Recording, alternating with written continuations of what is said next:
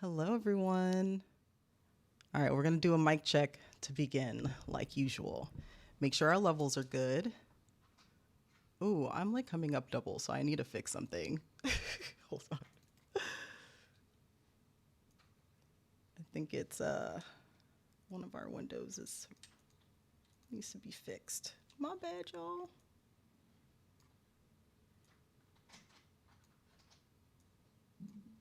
There we go. All right, now we can see Dorlin. Yay! Yay! All right, let us know if you can hear us. Well, it helps if we all talk then at that point. Yes. Yeah. Well, I didn't want to talk over anyone, and then I did. Yes. See how we're doing here. We should do like a round robin. All right, Circle Box. What's up, Circle Box? Circle Box said, I can hear. Xerxia said, was just about to check on Slack where you are. You're fine on here. I think everyone can hear us. How are our levels? Do we sound around the same? Does anyone need to go up or down? Do I need to go up or down in comparison? Not Michaela said. Testing. 2, 1, 2. All Oh, here we right, I go. think we're Already good. the abuse has started in the chat. It has. If you're new here, I read all of the chat for everyone who is unable to see the chat. So I'm going to go through some of these messages just to get us started, and then we're going to get started into everything. All right. So Zirklebox said, anyone but Graham. I'm assuming that y'all have some beef that we don't know about. Dorlin, you're a little bit softer again, just to let you know, Liz said. Okay. It looks like everyone can see and hear us. Let's see if I missed anything else. JM Sorrel said, hey everyone, happy Thursday and many thanks to African and Dorlin for all you're doing. Oh, thank you. Right?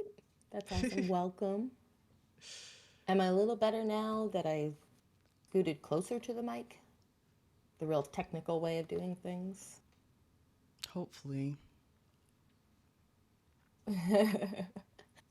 Alrighty, friends, let's go ahead and get started. I'm going to go ahead and share my screen and we're going to get into our topic today.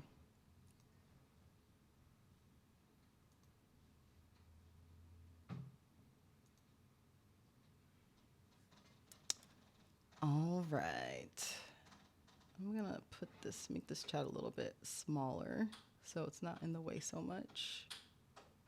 All right, so today we're talking about ARIA. How are we supposed to pronounce it is the first thing we'll get out the way. Is it ARIA, ARIA, or ARIA? Araya. None of the above. ARIA. All right, To that's be a new difficult, one. I assume. Because I've No just said idea is the ARIA. answer. Does No anyone have any idea is the opinions on answer. this? Zirklebox said REA. Aria. Hulda Decode said Aria. LOL. Zirklebox said the brick doesn't count. I feel like I'm gonna have to agree with Zirklebox. Because what? Araya? Uh,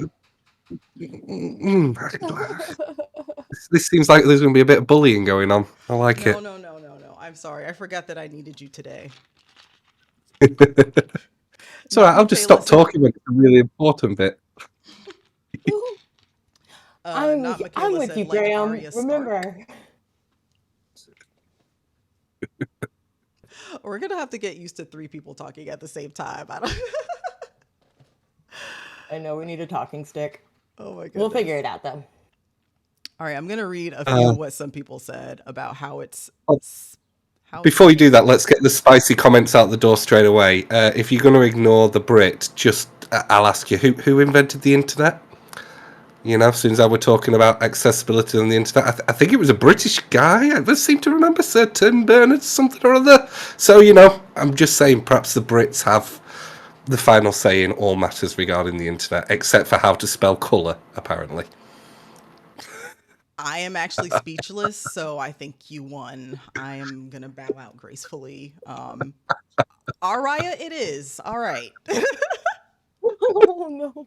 I don't want that to be the thing that goes against my name. Who knows? Say it however you want. That's my rule.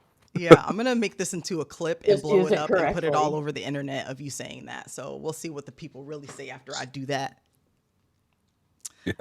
Anyways, the answer is we don't know. Just so y'all know. And also Zirkelbach said he doesn't count Graham. And then Xerxes said, yeah, but then you left. Wait, yeah, but you then left the EU, so you relinquished your claim to that. Yeah. Did you leave the EU, Oh, Graham? the UK did, yes. Well, yeah, yeah. Long, yeah. That's a long conversation about Brexit and how stupid that was. But Oh, I know all about Brexit. It was one of my yeah, special interests when it was happening. yeah. The Just rest of like the world looked at us like, "What are you idiots doing?" And we're all like, "Yeah, but this should be fun. Let's just be all on our own." Yeah. Anyway, let's not do politics. There's enough. We're gonna have enough to complain about with ARIA, ARIA, however we want to say it. yeah, maybe we can work on relations over this topic of ARIA. I'm going to say ARIA because ARIA just doesn't work in my brain. All right, anyways, moving on. Let's talk about this month's schedule. This month we're meeting today and we're meeting on the fourth week of Thursday, which is May. Does anyone have a calendar? I should have put it on here, but I didn't. I do. I have my Braille calendar. Ooh, cool. What does it say?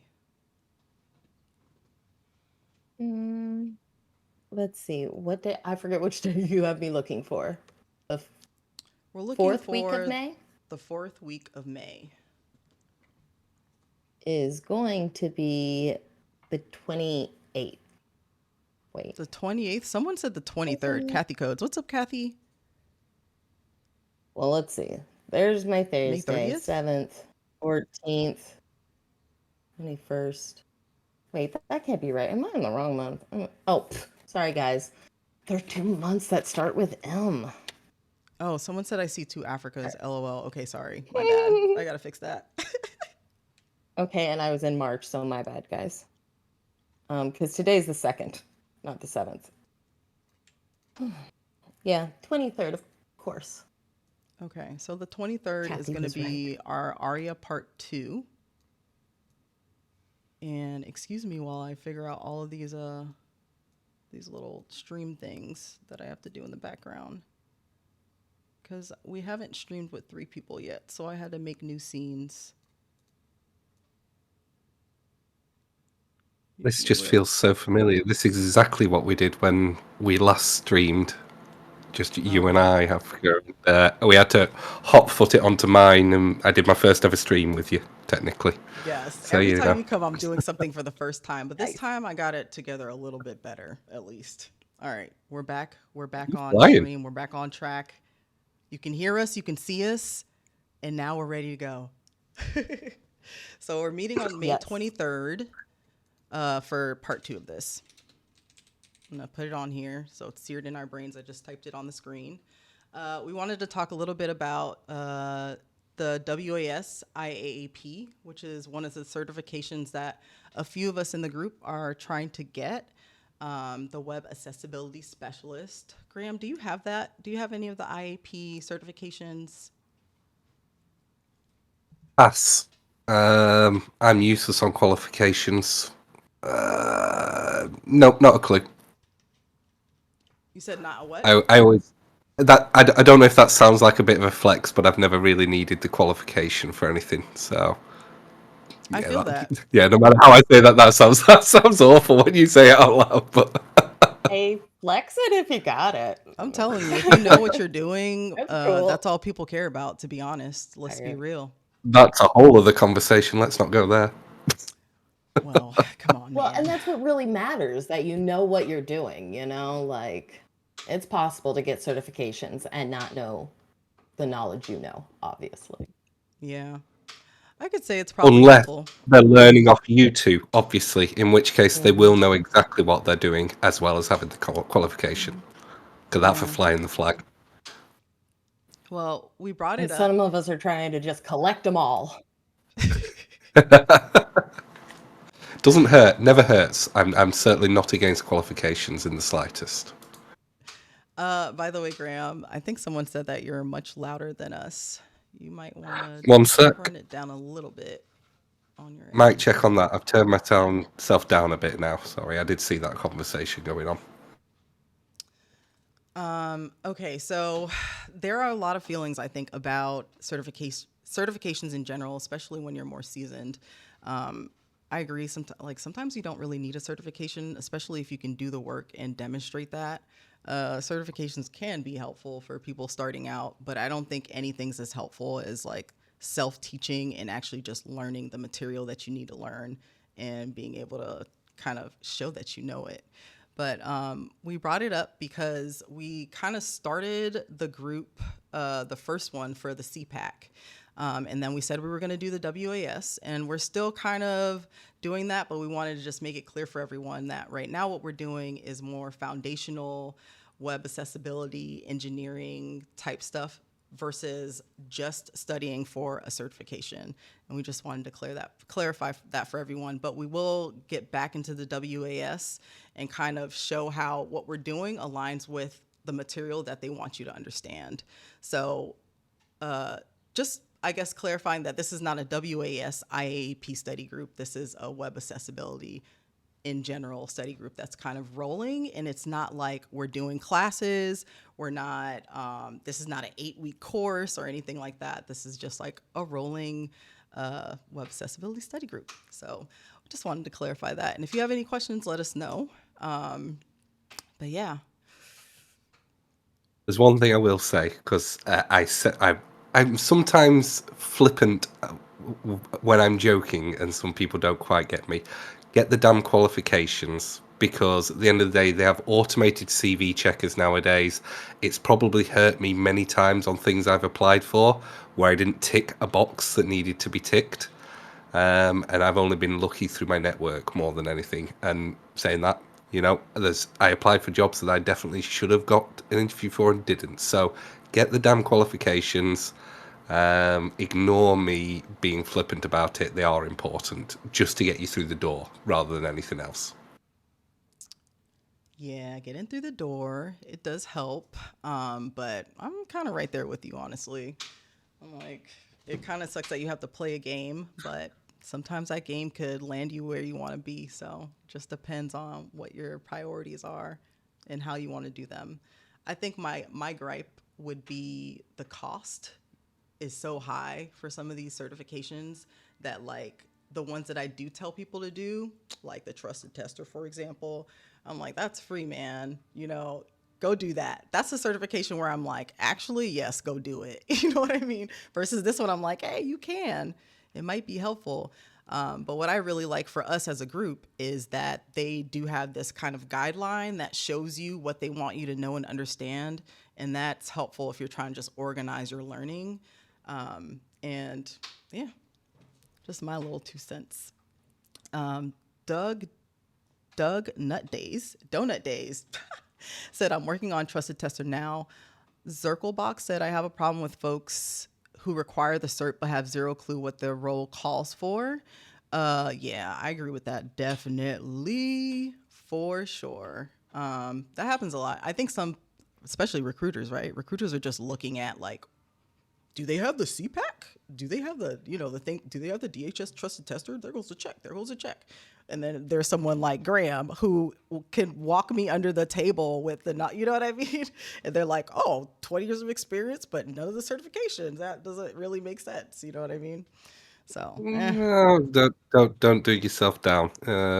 That's I think if you put us head to head when it comes to CVs, you'd win.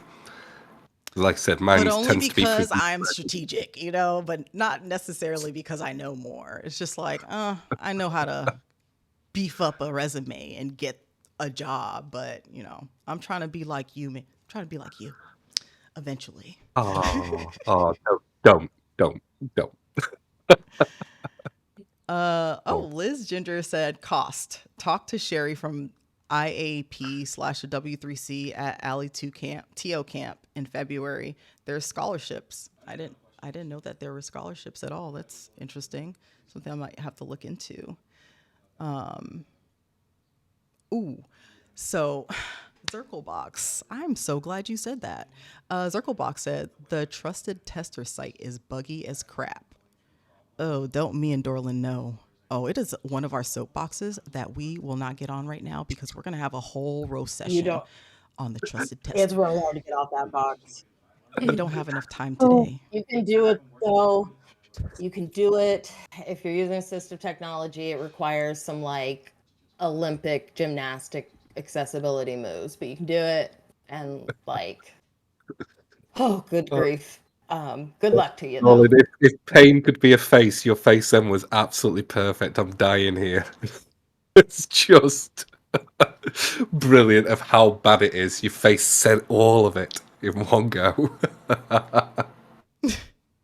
It's a All recent right. memory.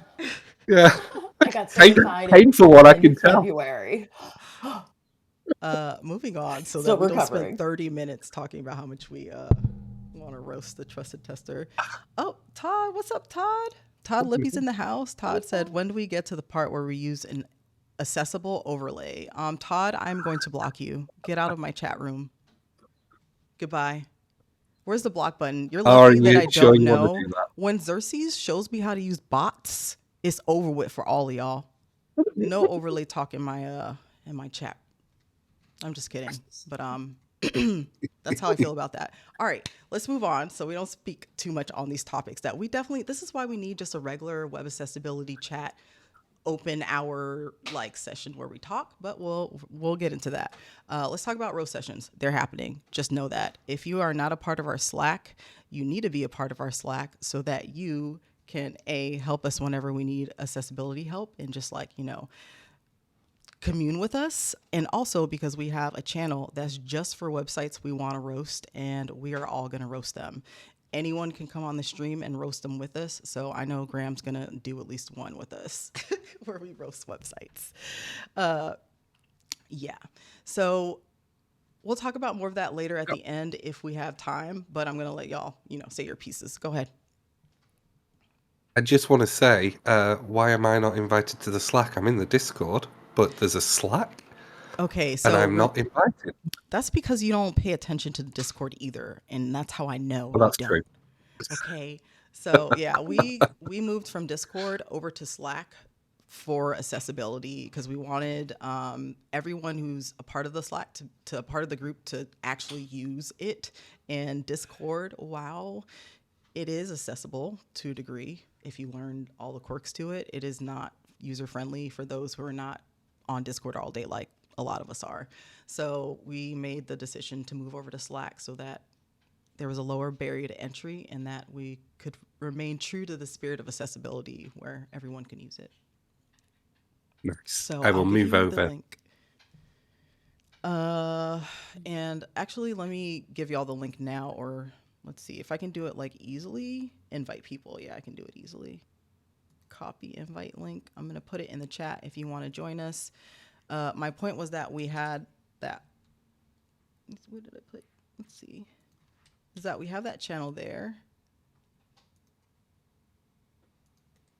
So And if please you put are someone websites who's that you part of the want to. Discord and hasn't migrated over yet either and can't grab it out of here, like it is in the Discord announcements channel, which is still active, right, Africa? People can just go over there and click the link too if they're not able to grab it here. Yep, should be able to. Cool.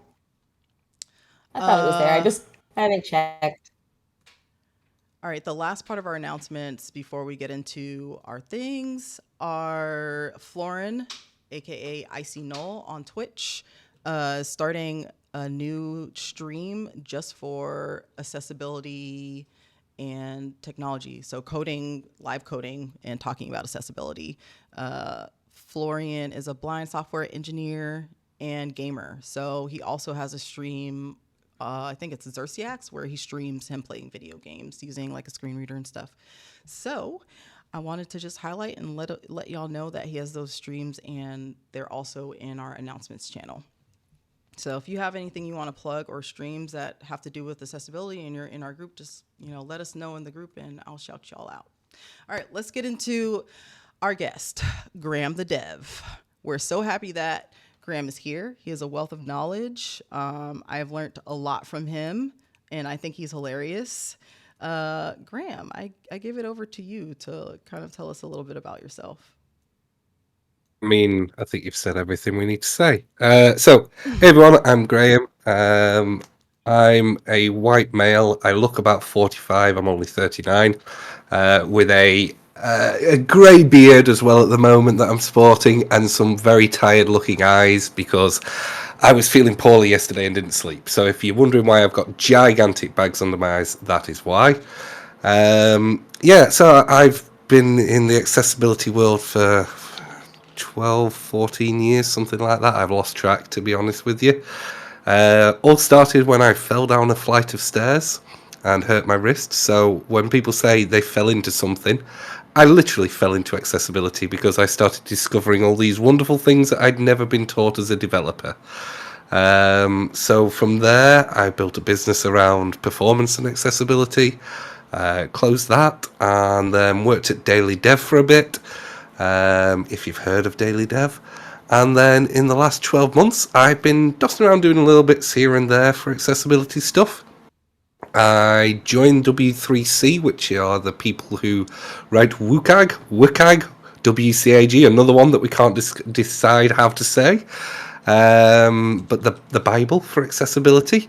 So thanks to Todd, who's in the audience, who got me part of that. So I am an invited expert, which is a very grand title to say. I kind of know a couple of things, but that's about it. I'm currently writing WCAG 3, which will be out 4 years, something like that. But hopefully we can get some bits out sooner. And literally 35 minutes before this stream, I got my contract of employment, where I am now officially head of accessibility at a company called SFG20. So that's another grand title that I hold. So yes, that's fresh news out the gate. Couldn't be any fresher if we tried. So yeah, I'm very excited to start that role. So there you go. I think that's me in a nutshell. Oh, and if you ever go on Stack Overflow under the accessibility tag, you'll nearly always see my name because I used to dominate that for like 2.5 years when I was on a bit of a mission, and then realised no one goes on Stack Overflow anymore and stopped. There you That's go. amazing. I love that. Also, I've been cracking up because the chat, you have some haters in the crowd. Like, Oh yeah.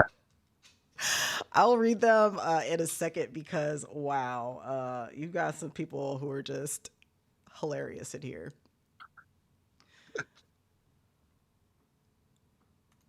I always All like right, to bring the hate.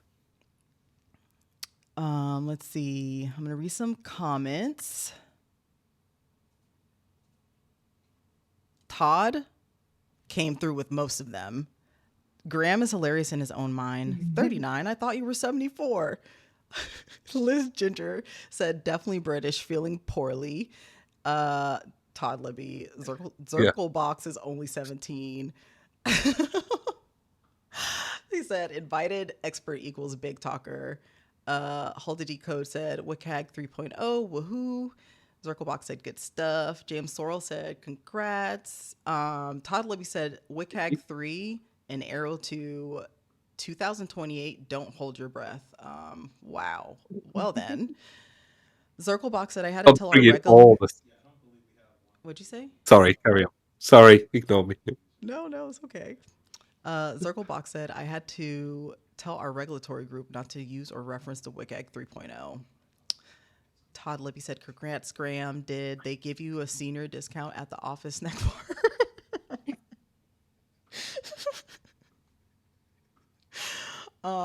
That one cut deep. I'll give you a clap for that one, Todd. That one hurt. Kathy Code said was recommended by Africa to have a coffee chat with Graham, but still haven't gotten around to it. Oh, Kathy's awesome. First of all, definitely connect, y'all. Hit me up on Twitter. I have coffee chats with people all the time. Hit me up on Twitter. Let's make it happen. Isn't how we I'm met. just lazy. People have to reach out to me. I'm lazy. Like you reach out to me, it happens. Todd said roast me on our next call, Graham. Don't worry, Todd. I'll roast you before that. I'm storing this all up. Revenge will be sweet. Sounds like we've started a war here, but it feels like this war has been going on for many years. Mhm. All right, it's 4:30, right on time to start talking about ARIA. Okay, so what is ARIA? ARIA stands for Accessible Rich Internet Applications. It's a set of attributes that define ways to make web content and applications accessible to people with disabilities. That's the boring version. We'll let Graham tell it to us in his words. Let's see. Yeah, first of all, why? I'm already on rant mode. I'm in full rant mode already, right? Why did we have to call it such a stupid name? Why couldn't we just call it accessibility attributes? Because that is essentially what it is. It's way easier to remember. It's shorter. But ARIA, we can all argue over how to say that. Same with everything we do. We like long, complicated acronyms in a world that's meant to be accessible and easy for people to understand. But yeah, basically, I don't know. I feel like I'm going to ruin the next slide, but it's a set of tools that let us fill in some of the gaps that HTML doesn't fill. That's the way I like to look at it. It gives us a little bit of extra power in our toolkit for some scenarios where we can't express things with HTML, basically, or in a good structured document. Right, right. So it's kind of like for dynamic content where, HTML is only giving you that button, but the button is just in one state. So it's hard to tell a screen reader like what state something's in, if it's clickable, if it's selected, if it's drop down menu, all that stuff. So that's how I see it. That's my lamest terms, I guess. Let's let Dorlin get a stab at it. And if anybody in the chat, what we usually do here is we kind of learn together by answering questions. So if you want to answer in your own terms what ARIA is, just to get some practice, go for it. What about you, Dorlin? What would you say your opinion on what it is in a whole is? Oh man, I'd so gotten used to just sitting back. I was ready for the show.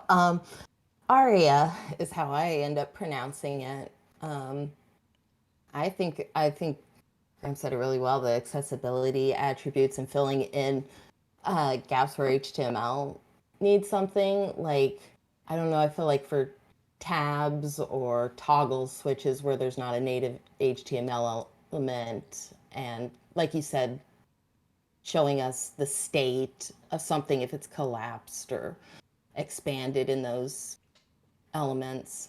I don't know. I also, when I think of ARIA, I think of a lot of verbosity because it gets used weirdly often. And like, I know that it can, it should be used sparingly, and it seems to be an art form. That it is. Todd Libby said ARIA is something you should use only if you really, really, really, really have to. I mean, really have to. Yeah. Because otherwise, you do get some really strange choices in how they communicate to a screen reader because they wrote something and you're like, bro, I didn't need to hear that 5,000 times every single time I hit this button. Okay. But, anyways.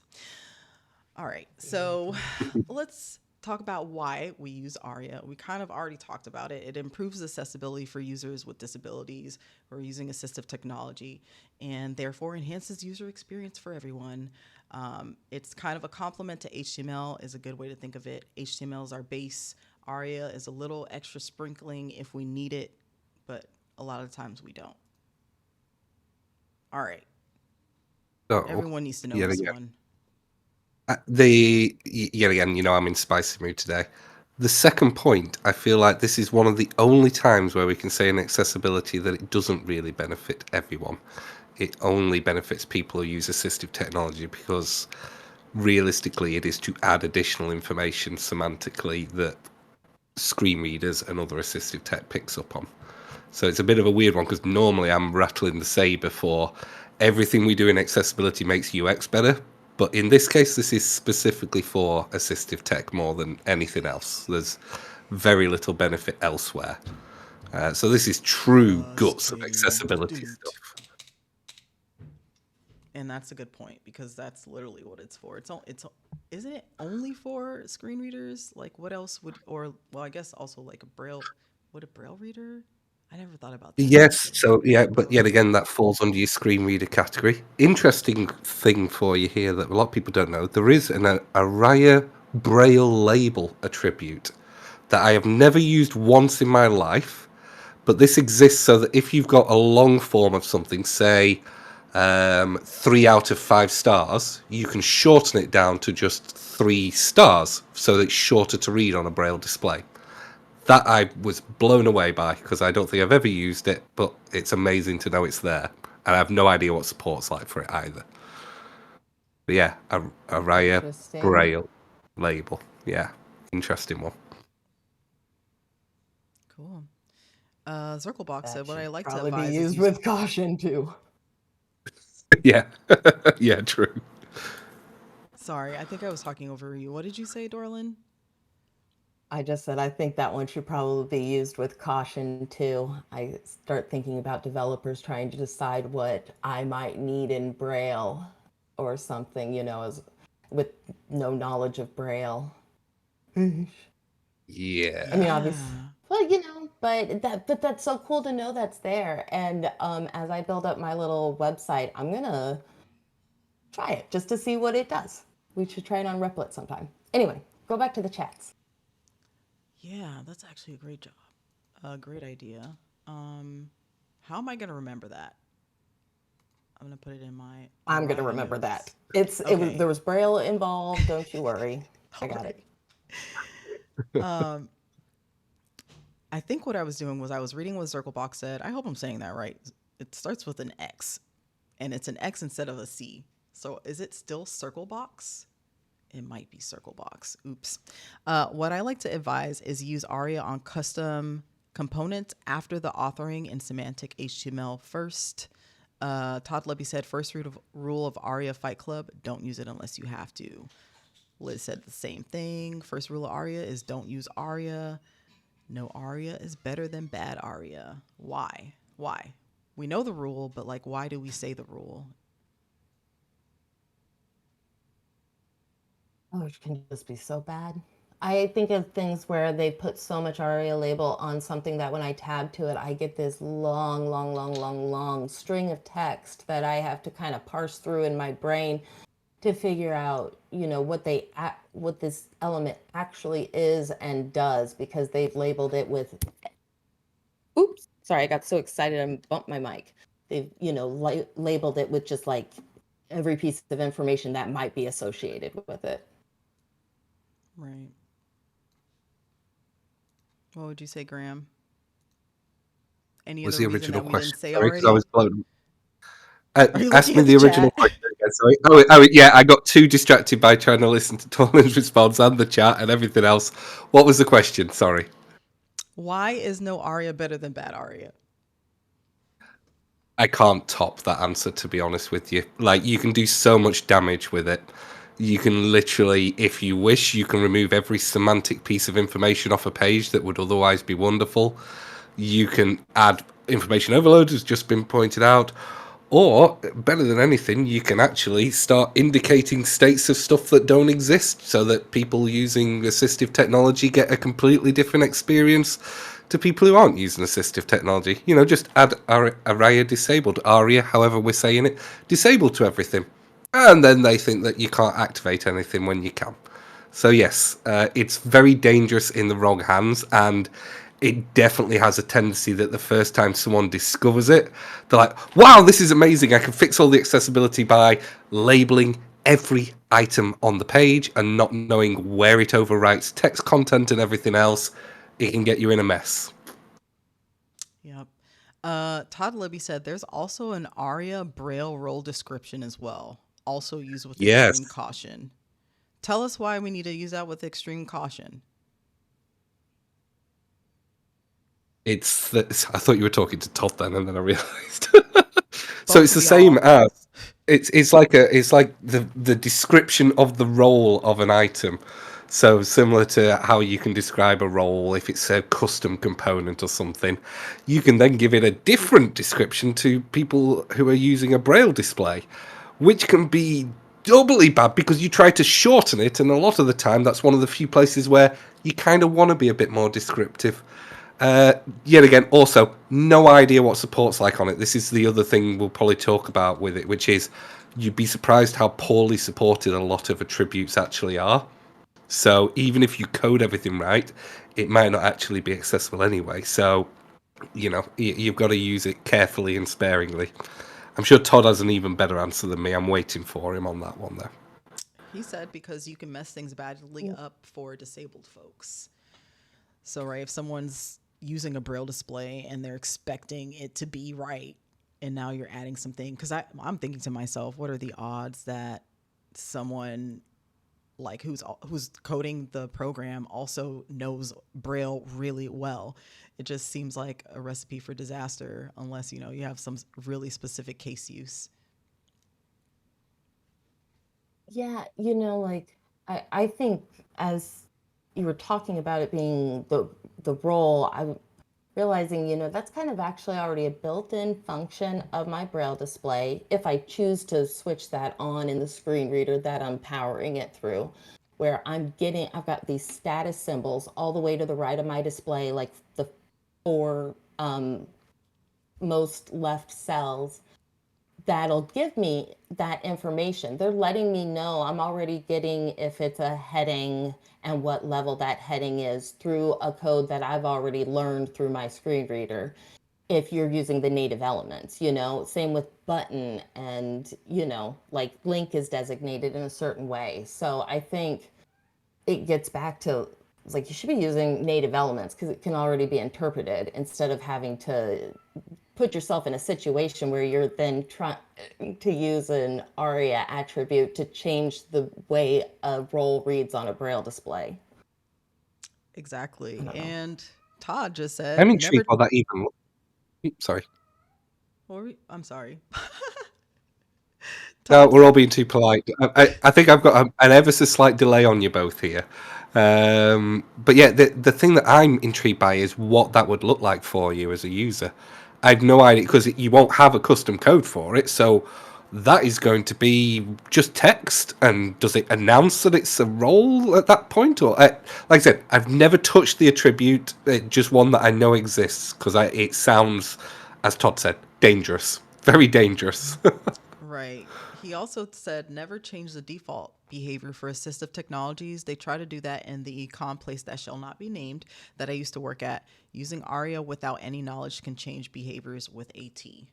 Very true. hmm All right, let's move on to some basic ARIA usage.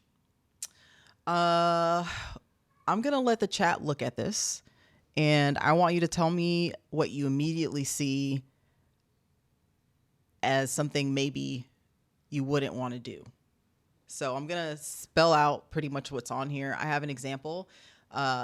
The first thing we're talking about is basic ARIA usage. So you can add ARIA attributes directly in HTML tags. You can add roles like button, and you can add labels, and the labels would read close where the X is how that would come out. So, but we're here. We know that this is a button, and it's open brackets, div role equals, in quotes, button, ARIA label equals, in quotes, close, and then the close bracket, there's an X, and then there's open bracket with the slash forward, div close. So you pretty much have div role button in something that's supposed to be a button. Donut Day said, why use div when button will work? Mad Compo said, why use a div and not a regular button? Graham the Devrel said, the pain in the chat for those who know, lol. Liz said, use button for button. No native keyboard access. Div as a button. Boo, we hate that. Yes. Why? We talked about this already in the last two things, right? Native HTML5 is here, y'all, and we can now use a button as a button. We can it's already there, right? We can do that. Am I wrong? No, No. well, I just don't. I think button was in 4 too. I thought we got the. I don't. Let me not get into that. But Well, yeah, I didn't like mean use it native literally. elements that have the functionality built into them already, so you don't have to go building this stuff in. Aria was originally designed right. I mean, correct me if I'm wrong on any of the things I say here, Graham, please. But to fill in the gaps where HTML for wherever it came into this, didn't have things like before when we didn't have the header region and we didn't have the main region and some other elements. And now we have all of those, and you should be using the native elements where they're available to you, like nav instead of, banner, those sorts of things. And like, I think where we don't have native tab elements, should still be used maybe. But like these elements that are already within HTML, unless you're enhancing them, it shouldn't be. You shouldn't be using a div and then using them like this. Right, right. What do you think, Graham? I Correct me. think I said a Correct me bad where I joke, went which wrong. was HTML is here. HTML5 is here. It's been here for a while. I think wasn't button one of the original things that we could use. I don't really know. Am I unleashed now? Am I unleashed? Oh, please. So Dolan, you were 100% on this. 2008. 2008, people, that's when HTML5 came out, and by 2010, 2011, it was usable across all the major browsers. Why? Why? Do you know where this comes from? Do you know where this stupid role equals button crap comes from? It's Tell us. because before HTML5, you couldn't style a button. So everybody used anchor tags and started changing all the frigging roles on them. It's where the href equals hash JavaScript void crap comes from, is the fact we couldn't style buttons before. You can now. There is no reason at all to do div role equals button. Please, for the love of all that is mighty, if you take one thing away from today, if you ever see that, immediately replace it with a button, because you can style it however the hell you want. So you can make a button look like a div, and from there you can style it however you want. There is no limitation. No need for div role equals button. It is a completely unneeded practice nowadays, and has been for over 10 years. So there you go, there's my rant on that one. I feel so much better. Thank you. Also, I've realised I think I need a bell attaching to me, darling, because I'm nodding all the time, but then realised you can't tell that I'm nodding. So I need like a bell round my neck, so you know I'm nodding in I threaten agreement. to put bells on people all the time. I love that you offer. That's accessibility, folks. That's fine. All right, y'all. So I have Replit up. Replit, my good friend Replit here. And I'm gonna go ahead and put in this code that we just talked about, which is the div role equals button, right? And I'm gonna hit run, and it's gonna give us, like, what am I doing something wrong?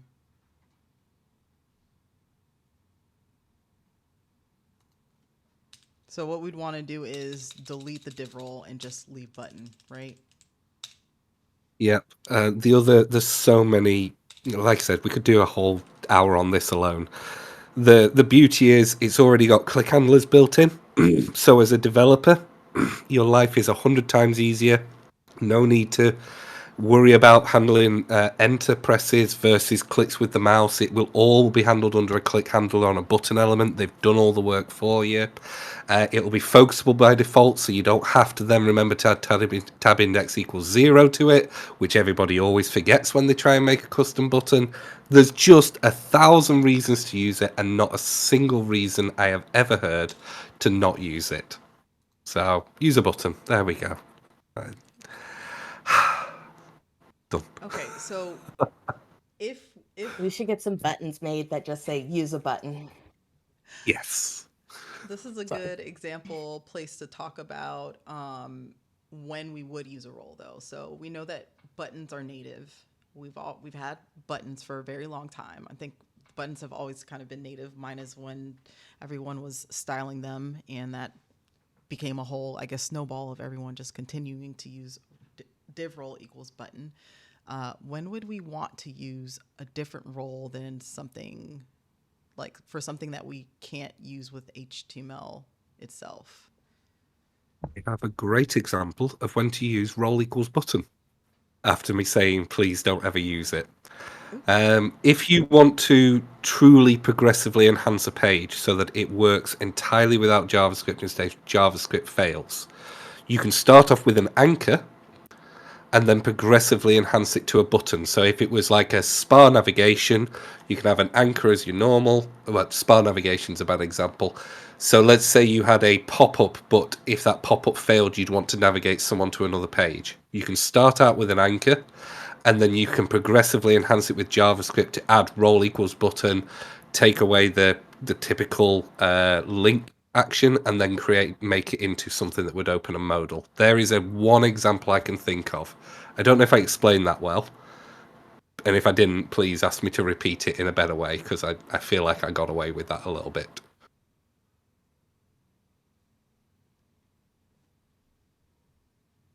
I think it made sense to me, but I like, the developer stuff that's a little more technical for me. I just kind of, went along with, but overall, I understood Africa.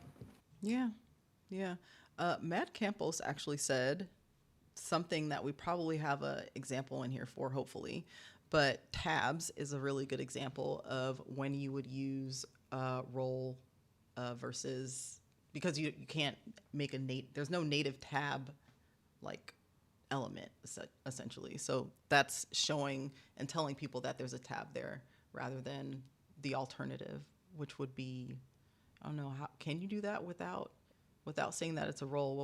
What would you put it as, like a div, right? If it's a tab. You're So there's a couple of patterns. I mean, technically, you could still start with a button underneath, so you get all your functionality built in. Right. But yes, in that case, there are certain. I always have to look them up, but you've got the role of tab for the overall arching element. Then you've got tab item, and then you've got tab panel or something like that. So you have several roles, which will then supposedly announce that it's a tab item to assistive technology. Yet again, we should always look up support tables, because no idea on that one off the top of my head. I always have to check these things. I think it's well supported. Because a tab, I've never really thought about this on a high level at all until right now. But a tab is basically a button, the way that it behaves, because it's opening up something within the same page. So I guess you write it as a button, but to show that it's a tab for the user so that they understand the behavior of the tab. And whether that tab is expanded or not expanded, you'd want to put the role so that people understand the association between, like, what's actually happening when they use the tab button to tab into a tab, which is confusing. So let's say we arrow into the tab, and you need to know if you're landing on something that's open and shows you more information, or is something that's closed and you can select it and it'll show you more information. So that's a really good example. All right, let's move on to ARIA roles. Let's talk about roles in and of themselves. Roles define the type of object presented and its expected behavior, like, for example, a tab. So basically, once you're using role equals something, you're telling the user what that something is. And that's pretty much it. So there's some different reasons you would use a role. We got one use case for button, but in general, let's assume that that's pretty specific. So in general, we're never going to use role equals button. But you can also use role equals checkbox, role equals menu. Let's state some more. What other ones could we add to this? Chat, if you know any other roles, put them in. Tell us what you think. I'm going to type them here for my own notes and for everyone else. Dorlin. What about role equals search? Because that's another non-native or element that doesn't have a native HTML element, I think. Ah, now you say that. But the search element, I believe, is actually now part of the spec and everything. Or if not, it's coming very soon. Baseline. So yeah, we're not quite at full support where you could be comfortable, but on MDN web docs, we're now at baseline for it. So major web browsers support it. and that will do all of the accessibility stuff that role equals search would have done. So yet again, we have semantic elements for it. Amazing. Yay. Wow. Todd said, if I see another checkbox with a roll of button, I will go scorched earth. Wow. Yeah. Role equals menu is an interesting one that you've got there. Roll equals menu. Yeah, so that one's if you're building an application, that one comes in really handy because it lets people know that it's not a nav element as such. You are expecting a list of drop downs and buttons, and it lets you know it's more like an application type menu rather than a navigation type menu. So very useful one to keep an eye on. The other one that isn't on here, but perhaps I can't remember if it was in a later slide. I should have had them open next to me. Role equals presentation, or role equals none. Probably the most powerful one that you will have in your arsenal. Tell us about Did we role have it equals somewhere else? presentation. So they are equivalent. Role equals presentation or none. So none is the newer one, but presentation is the one that's supported better. None, like And basically, this lets NONE. us. Yes, NONE. Yeah. Okay. And what this lets us do is basically remove all semantic information from an element. And you might think, well, that's a strange thing that you might want to do. But it's very handy for images. And if you have a decorative image, you're meant to leave the alt attribute empty so that it's not announced to assistive technology. I love to add role equals presentation on it as well, because at that point, when someone else comes along to it, they don't look at that alt attribute and go, oh, it's empty, I should fill it. There's an indicator that I've deliberately left it empty. So it's a very useful attribute to have, and one that I wish was an adopted practice of. If you're leaving the alt attribute empty, put role equals presentation on it as well, and then people know this is a purely decorative image, and it makes maintenance a lot easier in the future, and it's something we can lint for, because that's the other thing. We all use linting nowadays, or we should do, as part of good practices for devs. And for anyone not a dev in the audience, linting is basically just checking against a set of rules to make sure that your code is up to standard. And linters can check for empty alt attributes, but then you always end up checking the same thing over and over and over again, or having to try and ignore an element if it's meant to be decorative. If you do this, you can add a rule that says only ignore alt attributes that are empty if it has role equals presentation on it. So there you go. That's my my little tip, and one that I like to try and instill into teams, because it makes everything a lot easier going forward. Cool. Thank you. Circlebox said, I was auditing an app this week and the dev added role equals AVA TRL con. I don't know what that is. Is that something I should know? Or was that a typo? I'm not sure. But they said, I was ready to flip every table. Todd said, for tables, you can use presentation or non for roles. Hands need to be thrown, was his response to Circlebox. What is that? So it's a made up role, or if it isn't, then that's my knowledge lacking. But I'm pretty sure avatar icon is not a role that exists. Oh my gosh. Todd So said, people yeah, are it doesn't making up roles. exist. That's the other thing. Please don't do that, because Oh. it doesn't do anything.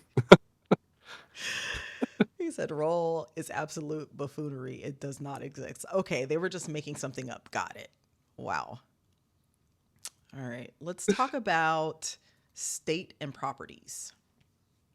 So when we have, I guess, an element and it's a dynamic element where you're using something like JavaScript to create some type of interaction on the page, the user needs to know if I, for example, I'm on this page right now, right? Let me make this smaller so you can see me. If I'm on the page and I want to click share, right? The user needs to know that this is a drop-down menu that's collapsed, right? So that they can select it.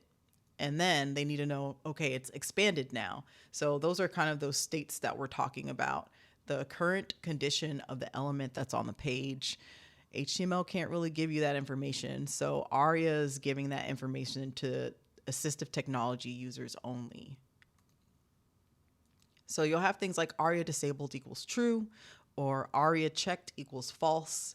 If you have something like a checkbox, I'm getting into that territory where I may be wrong in some of the things I say. So I hope you're listening in the crowd and Graham in case I say something wrong. But was I right about that? You are correct. There is one thing I'll say. It's very rare that you will be using ARIA checked, unless you're building something very complicated, use a checkbox. Same as everything. It's like there's so many fallbacks to native elements, and they're so stylable nowadays. And you can even use, and this is going to shock people, the checkbox hack, which is that you can visually hide it and then put visual niceties and garnish on top of it and make it look like toggles and all sorts. Yes, we can argue over whether that's correct, but in reality, for assistive technology users, it will behave the same way whether you identify it as a toggle or as a checkbox. So, to me, I think it's more robust. You should probably use that and avoid the use of ARIA. The interesting one here for me, though, is ARIA disabled, because the other thing that's and feel free to jump in at any point on this one, but disabling buttons is one that's always a big discussion. Should you put disabled on a button in your forms? And the school of thought is changing more and more to no, you shouldn't use the disabled attribute, because it makes that button harder to discover for people using assistive technology, because it'll jump straight over it unless you know to look for it. So the newer advice is don't disable buttons with disabled. Use ARIA disabled equals true on it. Attach that to your styling, and then if someone clicks on that button, tell them that they can't perform this action at that moment in time. It aids with discoverability on a page. Now, yet again, I'm up for a debate on that one, because this is, in the scheme of accessibility, a newer way of thinking, but I kind of like it and I agree with the premise. And hopefully that made sense, because that was a lot of words. No, that makes sense to me. Um, Xerxes said, do be careful with that. I think they were talking about role equals presentation above. If an image has role equals presentation, it nixes the image entirely from the screen reader representation of the website. This means the screen reader isn't aware the image is even there, which may not always be what you want. Screen reader users may want to OCR or run an image through AI, and you can't do that with an image that has role equals presentation or empty alt. Very true. That's why I say together, because you pointed it out there. That's true of empty alt as well as if you used role equals presentation. They perform the same function. So unless to be very clear on what I'm suggesting, if you are deliberately leaving the alt attribute empty to mark an image as decorative, i.e. you do not want that represented at all to someone using assistive technology, add the role equals presentation as an aid to your fellow developers, to let them know this is deliberately left with an empty alt attribute. This is a presentational image that has no value whatsoever to the page. So great point, and perhaps I needed a bit of clarity on what I was saying there, but this is like a hack, if you want, for letting developers see instantly, right, you put role equals presentation on that. Okay. I know you didn't forget the alt attribute at that point. Otherwise, every time I come across that image, I'm going to go, oh, they didn't add an alt attribute to this, I better add one. And then you end up going backwards and forwards, deleting it, adding it, deleting it, adding it. At least this way I Okay. know instantly your intent. Right, because you put it in two places, so it's like I meant what I said. Actually, please do not mess with this. Yeah, well, Good the point. biggest accessibility issue, one of the biggest ones, is people forgetting to put alt attributes on things. So how do I Right. know when I Yeah, come to review actually. your code whether you forgot or whether this is a decorative image as far as you're concerned? Because yet again, we're even subjective on that sometimes. So Yes. to me, it's just a nice hack to be able to instantly look at it and go, okay, that's meant to be presentational only. It's not meant to appear in the accessibility tree. Fantastic. That was extremely helpful. Thank you. Mad Compo said, does setting the indeterminate states on a checkbox also set the proper accessibility information? Oh, I never want to just commit and say yes. So let's see if it's on accessibility support. As far as I'm aware, yes is the answer. But, and it doesn't have any information on that, unfortunately. I'm 90% sure that yes, you would get the indeterminate state mentioned if, I believe you would have to actually, it wouldn't announce it when you enter the control. I believe you'd have to physically ask for the control state to be read out for that to happen. Because by default, it just assumes that there is no state anyway, so it's kind of, indeterminate's a weird one. I will be corrected on that by someone, though, but as far as I'm aware, you have to specifically ask for the state of the element when you enter it, or when you're on it, should I say, to get indeterminate read out. Okay. Todd Libby said disabling buttons cause more UX issues than helps. Kathy said, I've seen that discussion a lot, but never understood why. I hope you understand why now. If you're talking about role equals presentation, because I actually see role equals presentation a lot, but I didn't really understand what it did to the way that you explained it. So that was actually a clear moment Well, for I've me as someone. overcomplicated it. All it does is return any element to the state of a div, basically. It just removes semantic information. That's what it does. But like I say, I was given the one of the strongest use cases for it. That's all. But that's what it's there for. There's probably some weird edge case I can't think of why you'd want to completely remove semantic information from something and not give it another role. But off the top of my head, I can't think of one other than the image thing. Right. And if you're just joining us and you weren't here in the beginning, I did talk about a lot of these slides. I used random examples, and some of them are not good examples of how to use ARIA. So whenever we come across them, we'll be talking about it. So it sounds like a few of these, especially the first one, we kind of want to avoid. So there's use cases for everything. And I would say ARIA is one of those things where you really have to ask yourself, do I need to use it? All right, let's talk about landmark roles. So I'm intrigued whether we got an answer on the indeterminate, because like I said, I wouldn't put my name on that as I'm correct there. Let's see if anyone said anything. That depends on. Okay, let's see. There's a conversation having here. Todd said, just do not have a button if you're going to want it disabled, period. So I think I read that he wrote disabling buttons cause more UX issues than helps. So I'm not sure that this is about the checkbox. Oh yeah, they're talking about that, not the internal stuff. Blah blah blah blah blah. I don't think we got an answer for that. But maybe that's something we can No, come back to at the end and actually look up if we have some we time. could probably just Doubtful. have a fiddle with it if we get a chance. Yeah. Saying that, what time are we on? Yeah, okay. It's 5:08. We don't particularly have a time limit for these. We go anywhere from 2 to 3 hours. So it's just going to depend on how tired everyone gets and whether someone needs to pop off. So you can pop off at any time. But I think for this, we probably have max an hour left. I have a few slides, and they're just going over little pieces of ARIA in bite sizes. And then next week is when we'll get into actually building something and seeing how the screen reader reads it and all that good stuff. Not next week, whenever the next time we meet is, which I think is on the 23rd. And I'm guessing that we haven't really planned it yet, but that's the plan for it. All right. Landmark roles. Are you going to remember to ask about that at the end though, or should I make a note? Because I'm not gonna remember. What's up, RoboDom? Sorry, y'all. Whenever Robo comes in the chat, I'm like, oh my gosh, it's RoboDom. Can't stop and say what's up, RoboDom.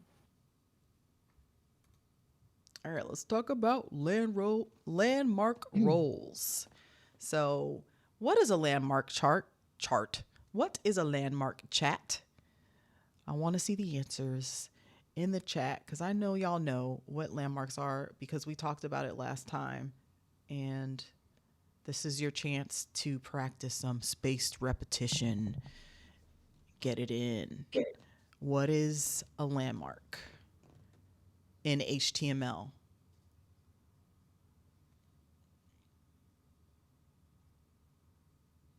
Someone knows the answer. I know it.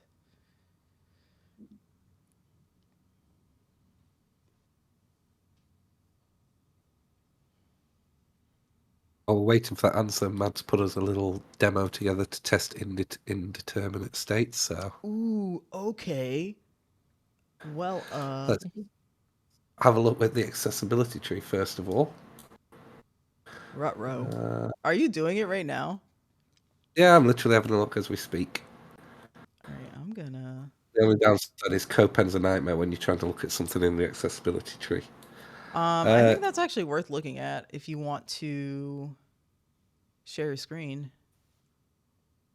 We fiddled around with being able to actually toggle My screen's a between the- nightmare to share because I've got a 4K monitor and stuff, so Okay, it's I can bring it massive. up on mine. But I'm looking at it does actually, the accessibility tree exposes indeterminate.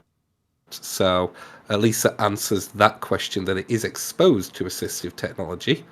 Whether assistive technology decides to read it out on entering, I could fire up NVDA, I suppose. I've got that handy. Sorry if this starts doing a horrible feedback loop and what have you. Oh, are you trying to share? Are you gonna share? NVDA update dialog. Welcome. No, I will to just report media back. Checkbox. React. Click on Marco Campos link. Open. Indeterminate checkbox half checked. There we go. Half checked. Ah. Check checkbox Well, that's checked. just clear. Indeterminate checkbox half checked. Half checked is how it gets announced in NVDA. So there you go. And it just announces on entry. Half NVDA checked. metrics with NVDA guide. I love NVDA. It's so satisfying to listen to out of all the screen readers, in my opinion. Now I need to go test it in VoiceOver, Orca, Narrator. Oh my god. Orca. I have never used Orca in my life. I am not going to lie. I can't remember how to use it either, but you know, yet again, Do y'all under know the what new Orca role. is?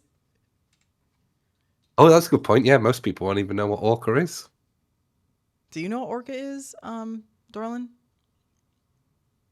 I've come across it when I've been reading about screen readers for other systems. Is that the one for Linux? Yeah. Or was that another one? Is that? It's the one for Linux, I'm pretty sure. I could be wrong. Y'all know I could always be wrong. But I'm pretty sure I that's think he's the same nailed one. it. It's the Linux screen reader. Yeah. Yeah, Holda said Linux. Okay. One of the Micahs said, Actually, no, I've I tried to do. use it and it froze my machine. Dang. I'm pretty sure anyone who needs to use a screen reader on Linux tends to just go straight over and get NVDA, because I'm pretty sure that works there as well, and it's far better. Right. So, I'm like, if you're yeah. using Linux to begin with, you are a nerd. I'm assuming. It's my assumption. I could be wrong about that. But right? Am I I know a wrong? woman whose husband is a nerd and she has Linux. That's what I'm connecting. I know one person who tried to use Orca. I think she does a lot on her iPhone instead, but I'm going to suggest to her NVDA after we confirm that it works on Yeah, I Linux. didn't know it works on Linux. If it does, Xerxiax might know that. I feel like he knows a lot about NVDA. tell us. If he's still in the house. Right. I wonder if Xerxiax uses Linux. That'd be right up his alley. Kathy said, or your PC is so old and it doesn't support Windows updates anymore. Wow.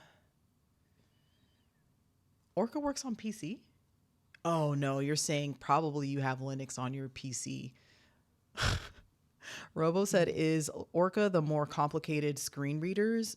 I don't think it's that it I think everything on Linux you can say that it's complicated, but that's also not true. Yeah, it's just for a different operating system. Yeah, just different. Just we haven't used it, so it's hard to us. Currently, I'm incorrect. So, NVDA doesn't work on Linux, so that's why we still have it. But I swear there's a port of it. So the problem is it Oh, then bummer. becomes harder, like everything on Linux. Mm-hmm. Yeah, Linux is just like the hard way to do things, but you will have a great time if you like to tinker, and it will run You'll have a faster, great time maybe. telling people how you're a Linux user. Oh yeah, Yeah, man. that's your hobby. All To be right, let's talk fair, about. for most people that's in the audience here who will be using a screen reader for testing rather than day-to-day use, they all use very, very similar for the key navigational items. So 1 to 6 for your heading levels, up and down, left and right arrow keys to navigate between items. They're all very, very similar in that respect. So I think even Orca follows that pattern from what I remember. It has been a couple of years since I've even touched it. That could be cool. I wonder if anyone on YouTube is like, I am using Orca on a screen reader. Using Orca on a screen reader. Using the screen reader Orca. All right, let's get into landmark roles. Why would we We use never a got an landmark answer. role? What'd you say? Do I get? We never answered the landmark, the original question. We were waiting on the chat, and then we got Oh, distracted by shiny things. sorry. It seems like no one in the chat may have answered it. Liz did, but Liz I'm Oh copy no, gonna they pasted bet. did. everywhere. I'm lying. Oh, Just kidding. Hold on.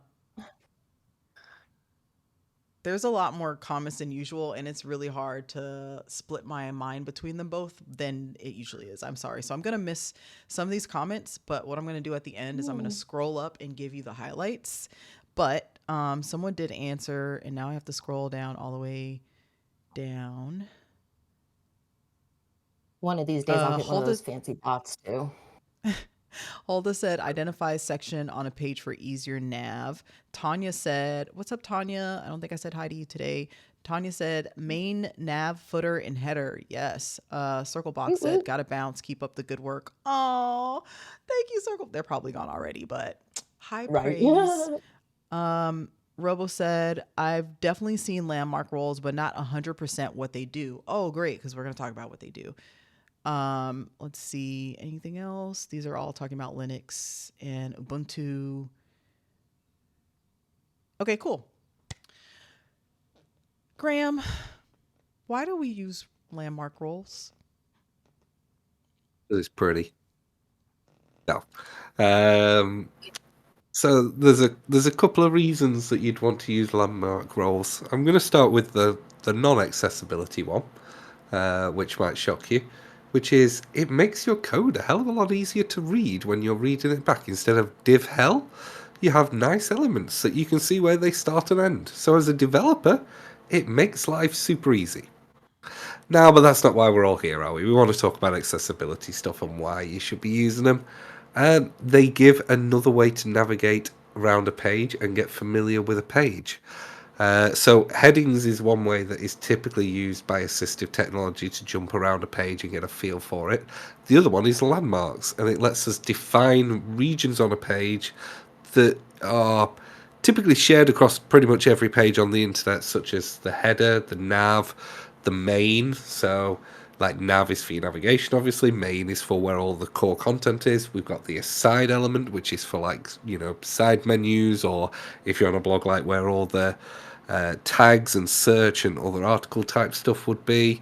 And then we've got footer element, which is, down in the bottom with all the copyright info and all that crap. It just makes it easier when you are first discovering a page particularly, and also when you want to get around a page with assistive technology to jump between things, because otherwise you have to scan through the whole damn page. And that, I'm sure, we will be told, is very frustrating when it's a long page. Yeah, Dorlin. How do you like? Yeah, What's up with absolutely. landmark roles? What do you think about them?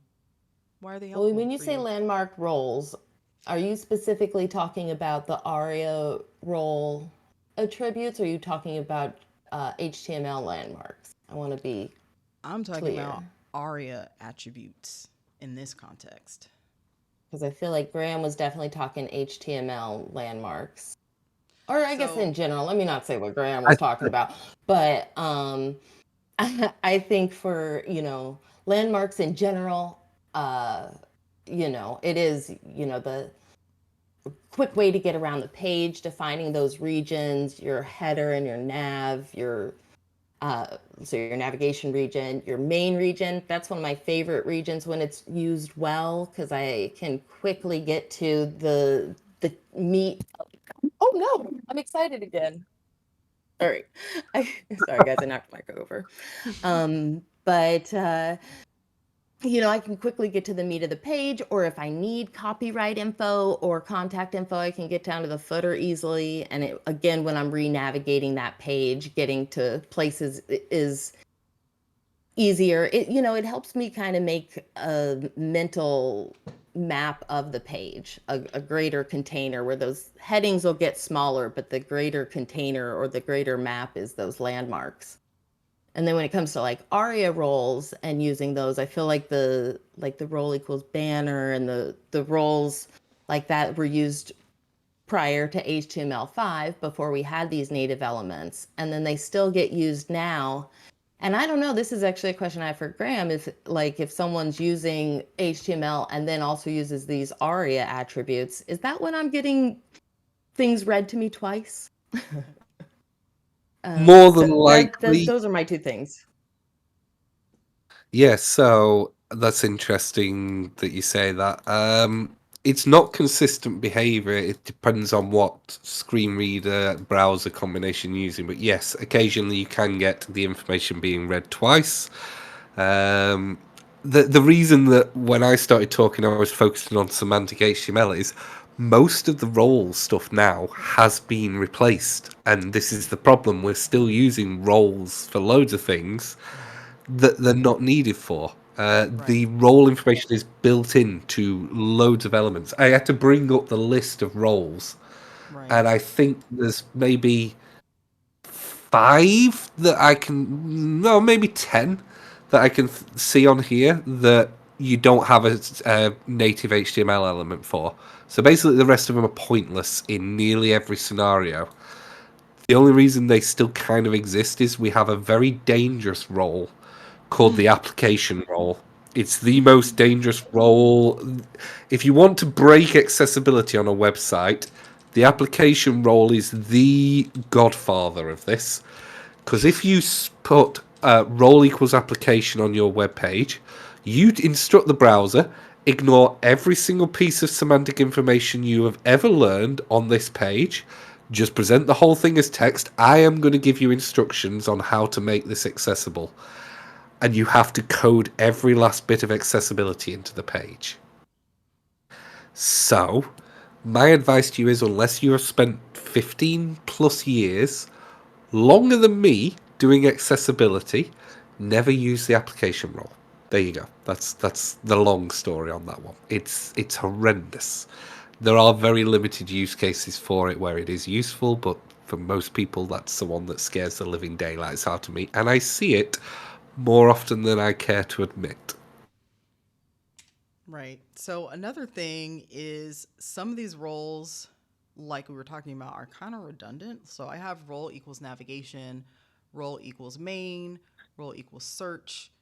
And I put role equals navigation in main, particularly because I see it a lot. And I'm always like, but you could have just put nav. But I know, and I wanted some clarification on this. I know when you have two navigations on a page, you would use ARIA. I could be wrong about this, but I want to understand it. You would use ARIA to tell you what kind of navigation the other navigation is. So, for example, if you have navigation at the top that takes you to areas, and then you have another navigation that navigates you through the page that you're on itself, which is something that me and Dorland come into a lot. Which honestly, a lot of this knowledge thirst for it is just us being really, really freaking curious about why the screen reader is reading something so ridiculously. But if I have two navigations, am I using ARIA for that to specify what kind of navigation the other one is so that the user knows? Great question, and you're pretty much there. I think it's just what you want to be using is ARIA label. So Yeah, the so thing let's talk with about that. all these semantic elements is they only say header, footer, aside, section. In of themselves, not particularly useful on a more complex page. So in the example you gave there, if you've got two navigational items, as a assistive technology user, all I'm going to hear is nav or nav. Useless. If I add an ARIA label to it, I can tell you nav main. So I give it an ARIA label of main. Nav aside by giving it an ARIA label of aside. So I can then label up the different sections as well. So that gives way more control over finding your way around a page for someone using assistive tech.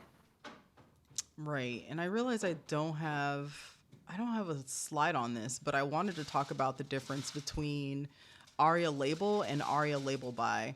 So I'm going to add this here because that to me is important to have context about those two things which you use a lot versus role. So let me put this here so I don't forget about that. Graham, do you still have that list of ARIA roles I do want in you front of to. you? So tell I do, us. yeah. I was curious. I'm sorry, I forgot. I was curious if you wouldn't mind sharing I mean, you don't have to share every single one that you feel is still relevant, but the 5 to 10 that jumped out at you that are appropriate to still use. Yeah, of course. So there's the alert role. So that gives you basically a what I call a poor man's live region. So if you've got anything that immediately needs a user attention, that's what the alert role's for. And it will live announce that whenever you create an element with that role on it. What was the next one I saw that was interesting that we use quite often? Feed role. So if you have like an updating like chat or anything like that, or something like it's a horrible pattern, but if you got something like Twitter where it's infinite scroll, the feed role can be handy on that to identify that this is a constantly changing source of information. What other roles have we got in here? The group role can be useful in certain scenarios, so it lets you group similar elements together. What else have we got in here?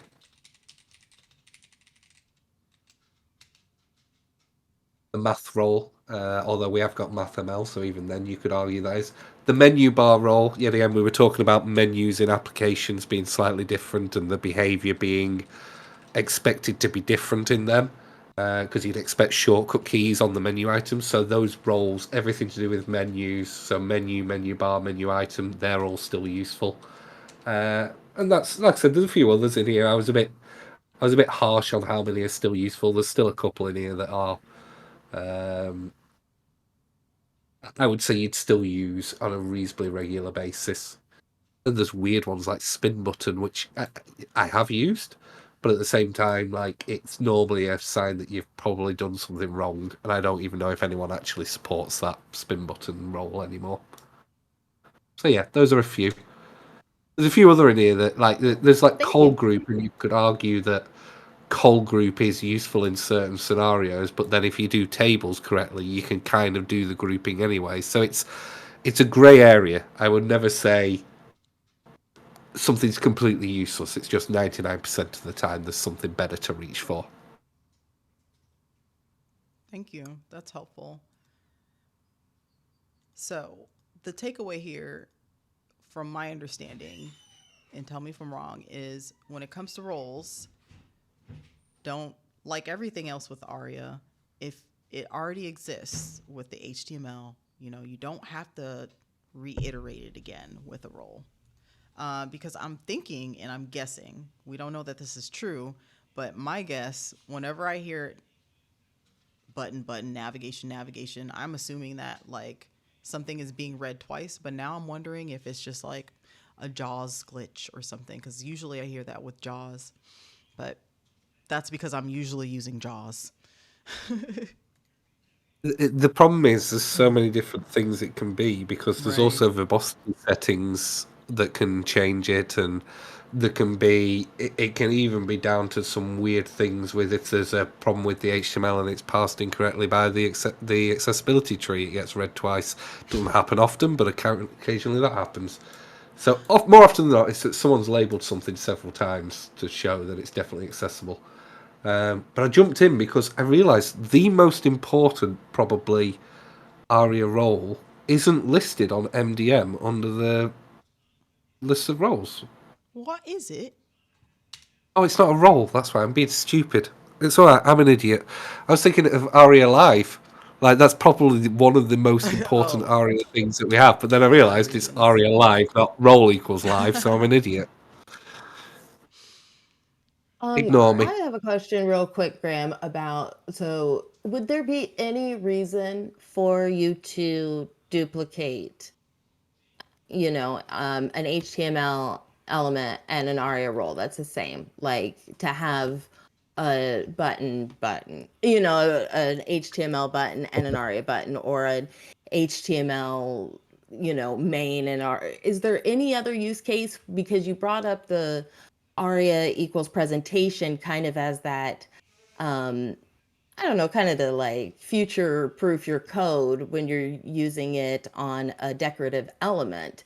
So you're using alt with the equals null and then or leaving that blank and then having the role equals presentation. So any other reason why you would have both, have that duplicate that you can think of? Today, I'd probably say not. So the reason that we still had it for a while when HTML5 came out was obviously a lot of people on assistive tech were stuck on like IE8 or IE9 because that was their preferred browser with their preferred screen reader. And, at the end of the day, we try and honor user preference. But we've got to the stage now where anyone trying to use a browser old enough where it wouldn't recognize the semantics of an HTML element probably can't use the internet. Basically, like websites have moved on far enough, and we've got that many bad habits in them that it would be now and impossible. So I would feel confident saying we are at less than probably 0.1% usage in the world now of browsers where that would be a reason to do it. That's why we used to do it though, because even only I'd say 4 years ago, 5 years ago, we had 3 or 4% of screen reader users were using Internet Explorer still because it worked so well with JAWS and they were used to it. Yeah, there you go, hands up. So yeah, that was I the I reason got why. I got dragged over kicking and screaming a few years ago, and I'm happy. Sorry, go ahead. Yeah, but no, you're right. Ultimately, it's better, but it's quite a. I don't think people who don't rely on assistive tech realize what a big upheaval it is to change browsers and your preferences and everything you've set up over time and everything else. So, like, people didn't appreciate that. So that's why we had it. That's why you had a lot of people doubling up. But yet again, it's a remnant of times gone by. And my argument is today, not necessary at all. I think it's causing more pain than it will solve for the very minute number of people who may still be using an ancient archaic browser. Todd Libby said there's no reason to be redundant with roles and HTML elements. Yeah, Um, today I agree. today I agree. Look at you two agreeing. Rodom I said agree with so. the premise, not with Todd. Thank you very much. Fair, fair. Robodom said so. Landmark roles provide additional semantic meaning to an HTML tag. No, right? Um, Uh, Not right, the roles. right. Sorry. So yeah, sorry. I found the question. The answer to that is technically yes, but it's more to give a meaning to a tag that doesn't have one in the first place. There are, yet again, as with everything, there's never a 100% answer. There are weird cases where you might want to change the native role of something into another role as far as assistive technology is concerned. It's very rare, but there might be a scenario there. But it's more for I have a div here and I need to add some semantic information to it. That generally is what it's for. And like I said, there are a few things that we don't have equivalent HTML elements for that we would then use roles for. But like I said, a lot of the roles nowadays are replaced by semantic elements, and so you should always lean towards them. The only other scenario that someone brought up once that was brilliant, and I was like, okay, fair enough, was they couldn't access the back end systems and wanted to try and improve the accessibility of site all on the front end. And they decided it was easier to add a lot of roles to all the divs than to try and change all the divs into other element types. I argued that was nonsense, but then again, it would still work. So, yeah. Like I said, we're in real edge case scenarios here. Like, Right. if you're not Got it. sure, just use a semantic element. Yeah. Right. So, for anyone confused, in summary, we I'll already, be for right the back. most part, okay, we already, for the most part, already have landmarks natively accessible to us with HTML. There are a few reasons why you would use a landmark role, and those are usually because you can't find something else. So like alerts, feeds, groups, and menus, like we talked about, you would put div and then role equals, so that when the screen reader gets to it, they know that they're on an alert box, they know that they're on a feed, they know that these are grouped together, or that they're on a menu. So those are kind of the only reasons that you would use them. But if you are a developer and you have seen this many times, role equals navigation, role equals whatever, it's a good practice to kind of just avoid doing that and just use what you have. So now that you know what a role is something that just takes whatever's there and reads it and says it's this thing. You get into a div marked with a role, it's going to say role equals whatever. Typically, someone has styled a div and then put role equals whatever, and then it reads that. But, like we said, you can do that without adding that role extra part to it. There are two other things that you use a lot. So there's many things with ARIA, but it would take a really long time. We'd have to take a class on ARIA. But for today's purposes, we're going to talk about label and labeled by. I think Liz in the chat gave us a really good explanation of what that is. So I'm going to scroll up to that. But I'm going to practice explaining it based off of what I understand with the little studying that I've been doing lately on ARIA. And this, oh, good. Graham's back to roast me if I'm wrong about this. So I'm going to take my hand at explaining what label and what labeled by is as practice for my own studying. And then, so Dorlin, do you know the difference? Do you have a spiel on it? Hold up. You want to do it and Graham's here. Y'all do it. I'll come in and sum it up. How about? Okay, so this is my understanding. I could be very wrong. Okay, so don't come for me, but please come for me. So label. Now I feel on the spot and I'm scared. I know that for label, it turns what you're using into, it like reads it as whatever you put it as a label, but with label by, it references an element so that you know where you are. So like, for example, if you're in a data table, it's easier to like show it, and I should have had an example, but someone else will explain it more succinctly. This is just for me. But if you had a table and you land on something that's the heading at the top of the table is like blue and the number at the side is 4, it would reference those two things and tell you where you are on the table if you have labeled by. Am I right about that? Did I do a bad job of explaining, but I'm basically right? So, no, your description was really good. You were cursed with knowledge there.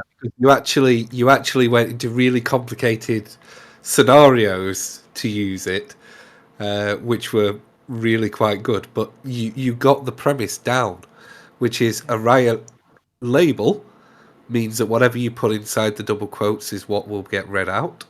So it's just that is the label. And labeled by, this is the one thing that I'm like, you know what, they got the naming right here because it tells you in the name it's labeled by something else. So you use text elsewhere on the page. So yeah, you're right. You point to an ID or a couple of IDs for elements on the page to create the label from that. Right. So, okay. So you saying that made me be able to explain a little better what I meant. What I mean is, and I should have had an example, but let's say we have like labeled by, you can reference IDs on other elements. Like you would reference the blue ID, whatever you have for blue, right? I said blue and 5. And instead of it reading whatever's there, which is like, I think it reads what's there too, though, right? So if whatever it landed on said 4, it would say 4, and then it would read blue, and it would read like the number 5 that it is associated with in the table. Is that right? Yeah, your problem is that tables. You are correct. The problem is a table will read columns and rows, headers anyway. So you kind of like your scenario is making it sound difficult to yourself, if you know what I mean. So just imagine that I had 2 divs on a page. Yes, let's use divs as this example because it'll make us all cry. One's ID'd Bob and one ID'd Sam. And then you have text in them that says Bob in the ID of Bob and Sam in the ID of Sam. I could label something elsewhere on the page by doing ARIA labeled by equals Bob space Sam, and it would then grab those 2 and combine them together into one label. So it would actually read out Bob Sam. That better?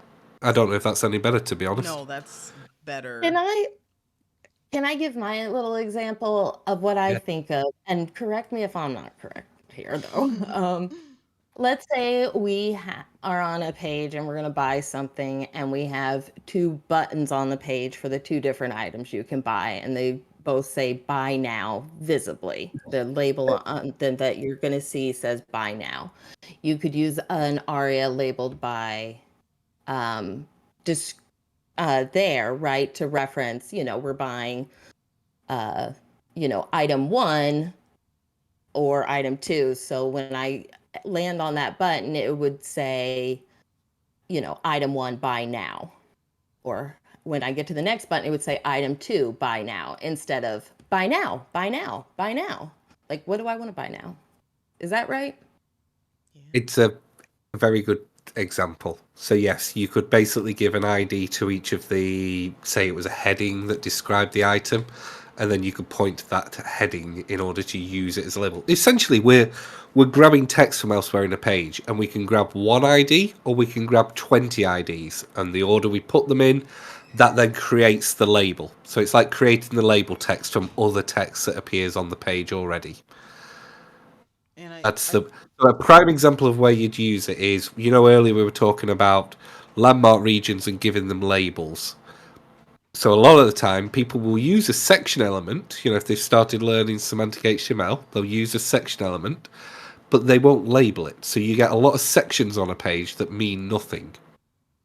So the good practice is to have, say, a heading level 2 in each section, and then give that heading an ID, and then you have the section ARIA labeled by equals the ID of that heading, and then each of your sections gets a label as well. And it's basically the same as the heading that way. And that way, if you update your heading, your label for the section updates as well. So it means that there's less maintenance that way. So that's one practical use case for ARIA labeled by.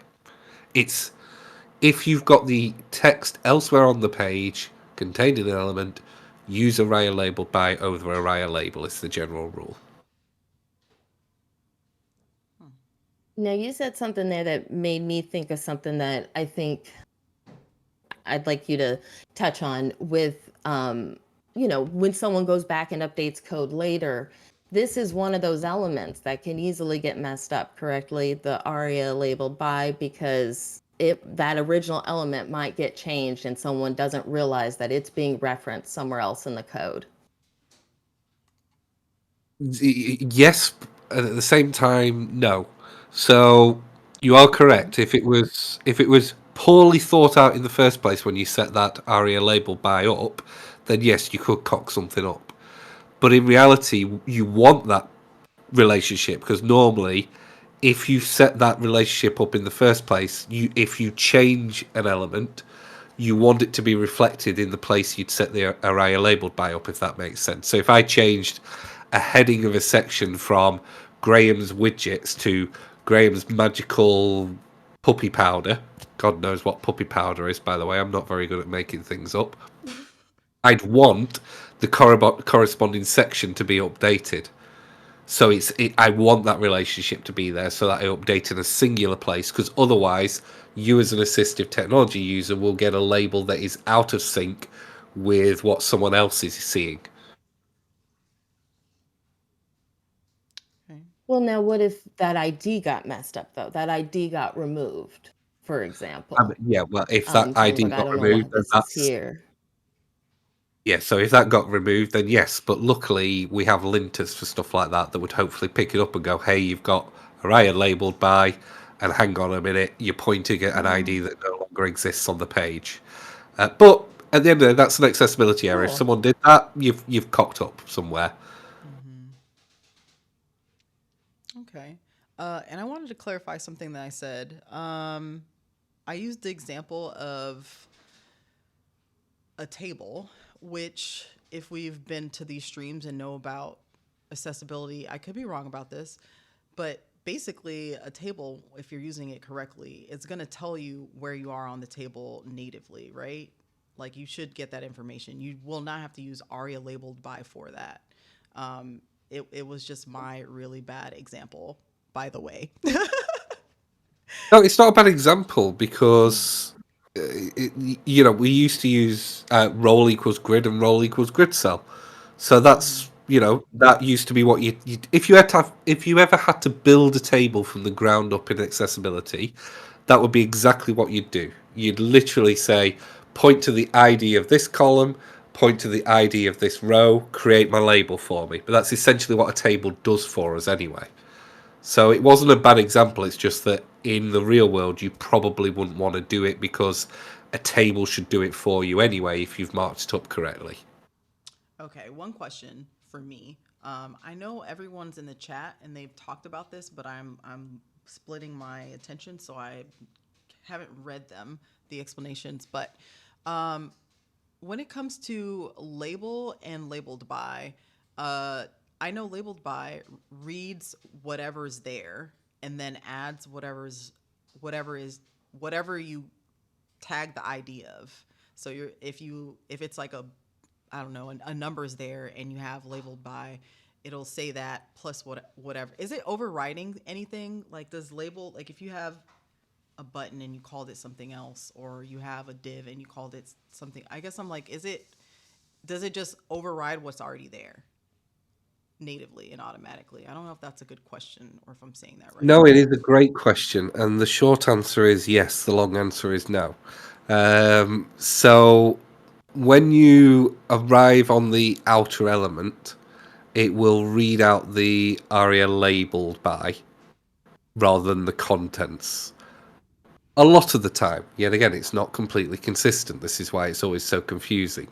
So if you arrived on the outer actual containing element where you've added your ARIA label and there's text content inside it, that will override the text content when I'm on the outer item. However, I can still then move my cursor inside my screen reader cursor, my virtual cursor, my caret, and then I can still read all the content inside. So obviously it can cause problems because I completely make a piece of information not discoverable if I am not aware as a screen reader user that I need to step inside this to see the information. Don't know if that makes sense. We might need to try and do a doodle on that one. So like that one I understand, but I feel like, damn, I need to see a visual of that because I know what you're talking about, but So let's like, think we of need it. more time. So let's think instead of ARIA label by, because we're getting confused with two different concepts here. Let's use ARIA label because they behave basically the same. It's just the way that we get there. We are adding a label to something with either of those two methods. So if you have an element and you add a label to it, then when I arrive at that with my assistive technology screen reader, it will read that label out to me, not the contents of it. Now, I say that with a caveat because that's not always the case. It's very complicated. There's all sorts of weird things that run into whether it should or shouldn't, and it's not consistent behavior. But that's the theory, is that that label should then override what's inside. But I Okay, give us can an then example really quick. Actually, let's actually just do this. do a button. Let's do Yeah, a button. I love buttons. let's go back to Let's it. code up a button. So if you do 'Cause- a button somewhere, I've realised there's about a 6 or 7 second delay on the stream in this, so this is going to be really fun because I'm going to see you do stuff about 7 or 8 seconds after you've done it. So Oh, I forgot about that. Why isn't my Replit Time warp. working? Here we go.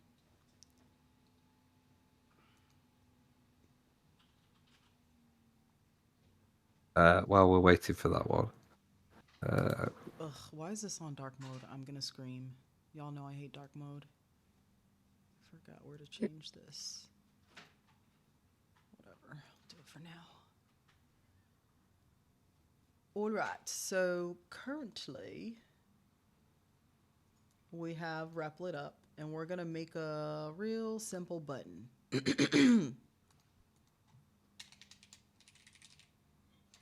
And our button is gonna say X. So we got an X button. Right here. yep. So give it a button. Put some. So yeah, if you now give that an ARIA label of say close, I think we even had this example before. We did. So to be clear, this will say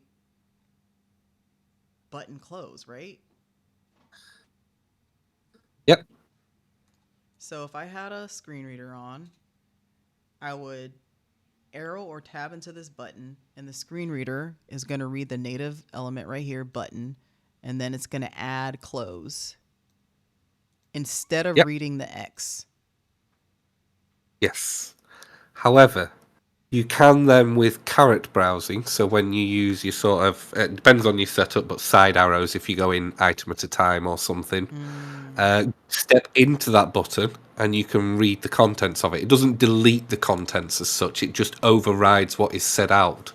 So you wouldn't discover that naturally as a screen reader user because you'd hear close and you go, okay, that's what that does. That's all the content of it. But let's say it was a whole article with a load of extra description. So this was a list of blog posts and it was an anchor wrapped around a heading, a short description, some tags and everything else. If you add an ARIA label to the anchor, you'd only hear that when you land on it. But as a screen reader user, you might want to step in and hear all the information someone else would hear as well. Does that make sense? We can code that up if you want, like a basic example. It'll only take a couple of minutes. Yeah, that actually makes a lot of sense to me. I want to get through a little bit more of these and save because we're gonna do this again. Graham, if you want to come on and help us with that, we're gonna actually be coding up for the next one, real world examples. I just want everyone to get the basics first, though. Yeah, basics. in principle, I'd love to because you know, The new it's always job. fun. Yeah, yeah. We'll see Oh how no, it no, that goes. won't be it. It's just wherever it lands, sort of thing. I told you when it is. Look at your schedule right now, please. 23rd, I'll wasn't get my it? Braille calendar back out. It's the 23rd 20, at 4 23rd, p.m. 23rd. EST. When is that? What time is that for you, actually? Isn't it nighttime there or something? Like Well, now 10 it's p.m. 5 to 11, so Wow. yeah, that'd be fine. Yeah, send me the invite. Love to. Be good fun. Okay. And we'll have a bit of a. I won't be rushing around trying to sign contracts and stuff, so we'll be able to have a pre-chat between ourselves next time rather than just jumping straight in. Good. Well, it doesn't matter. Whatever works for you. All right, let's get through the last bit of this, and then we're going to take a moment to check in, see how everyone currently is feeling, and see if we want to do a little bit more, but I might be running out of gas a little bit. I love the fact that we've just ignored chat basically for the last hour or so. So sorry, chat. We do know you're Yes. here. Thank you for being with us. The thing about the chat is it does add a lot of time for like for us being able to get through the material, and there's a lot more comments this time than usual. So I wanted to kind of honor us getting through this so that next time we can leisurely chat and build stuff together and do a review in the beginning. So for everyone here, me and Dorlin were talking about it. That's how I think when we have like big topics like ARIA or HTML where it's like a topic, the first stream is going to be us kind of covering, going over the topic with an expert if they want to join us, and then kind of building and doing a review. So I think that works well for us, and it's been working the way we've done it. And I will read the chat. I promise. I'm going to comb through it. It's a little bit harder for me because I'm learning this too. So my brain is like a little split in between all of these screens. And the OBS. You are doing a lot. I'm sorry. Okay. I'm learning. And every stream People have will no get idea better. how hard it is to host a stream. There is a lot going on all the time. It's fun. It can be a little stressful, but I'm trying my best. So let's talk about live regions. I think let me see what we can actually get through, because I think we're gonna go for like 15 more minutes and then take time to actually look at the chat a little bit, and talk about what we've learned. I feel like this topic is bigger and is gonna take longer than I anticipated. So let me look through it really fast, because we're talking about live regions, focus management, forms in ARIA. We're going to do when we do forms. I forgot to mention, y'all. I hope everyone's still here. Some people have probably left, but I do have news. Rachel is going to join us for forms, and that's what we're doing for May. So we talked about Rachel DeTulio and how they have the most amazing forms training I've ever taken, and that's how I learned about forms and how to build them. So they'll be on with us. So we'll save forms in ARIA for that stream. However, since Graham's here, we would love to hear what you think about forms in ARIA, other than what I have here, which is that it enhances accessibility of form controls. You can use ARIA attributes to convey meaning and state. So things like whether or not you need to fill this in, and if there's an error, I guess, because ARIA invalid equals true is just something I like pulled. Is this talking about whether or not something has an error and it's updating the user to let them know that there's an error in there? Because I actually don't know this one. No, that's literally what it's for.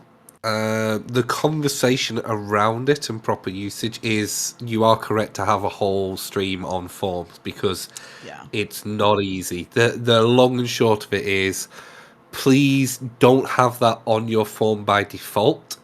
Add it later with JavaScript, because there's nothing worse than entering a form field and being told that it's invalid. Like, no shit, Sherlock. Like, I've not entered any information yet. Of course it's not valid. And please don't update it every key press. Please throttle it if you want to have live reporting coming back to someone on a screen reader, because there's nothing worse than it saying invalid when you've put one letter for your name. Yes, of course, my name is not one letter long, unless I happen to be called X. So there are so many forms.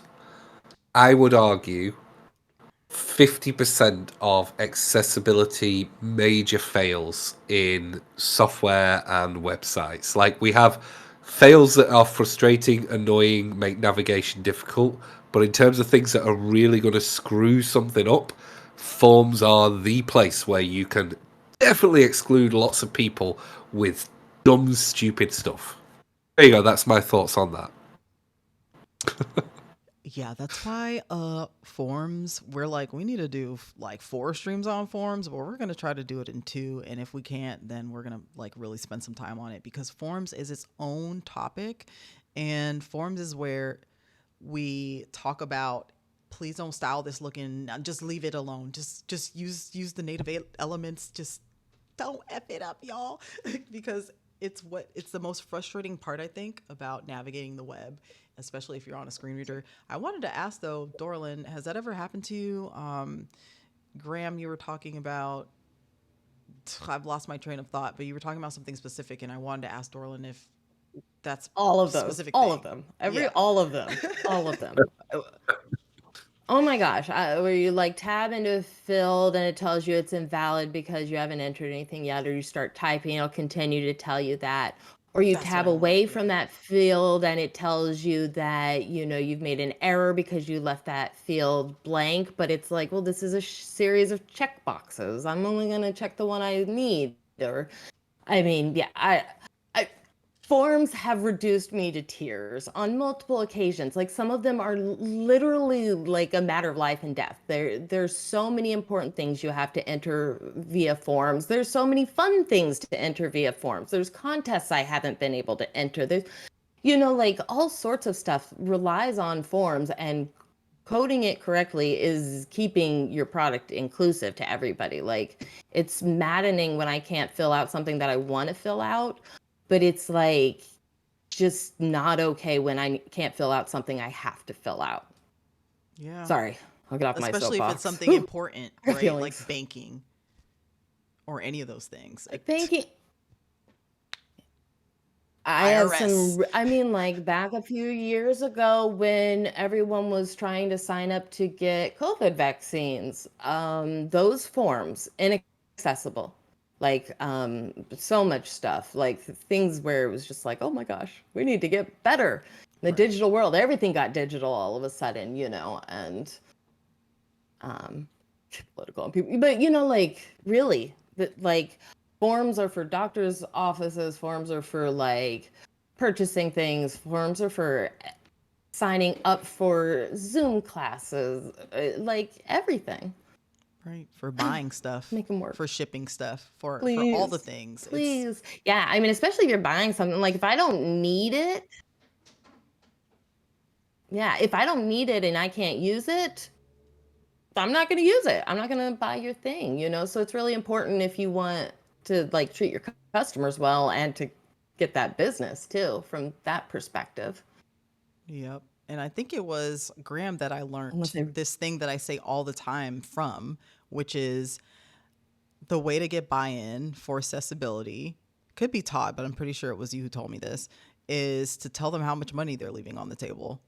Not to threaten them about being sued, but to tell them how much money they're leaving on the table. I do want to take a second to read some of these comments because they're about what we're talking about specifically, and I thought they were interesting, especially for you, Dorlin.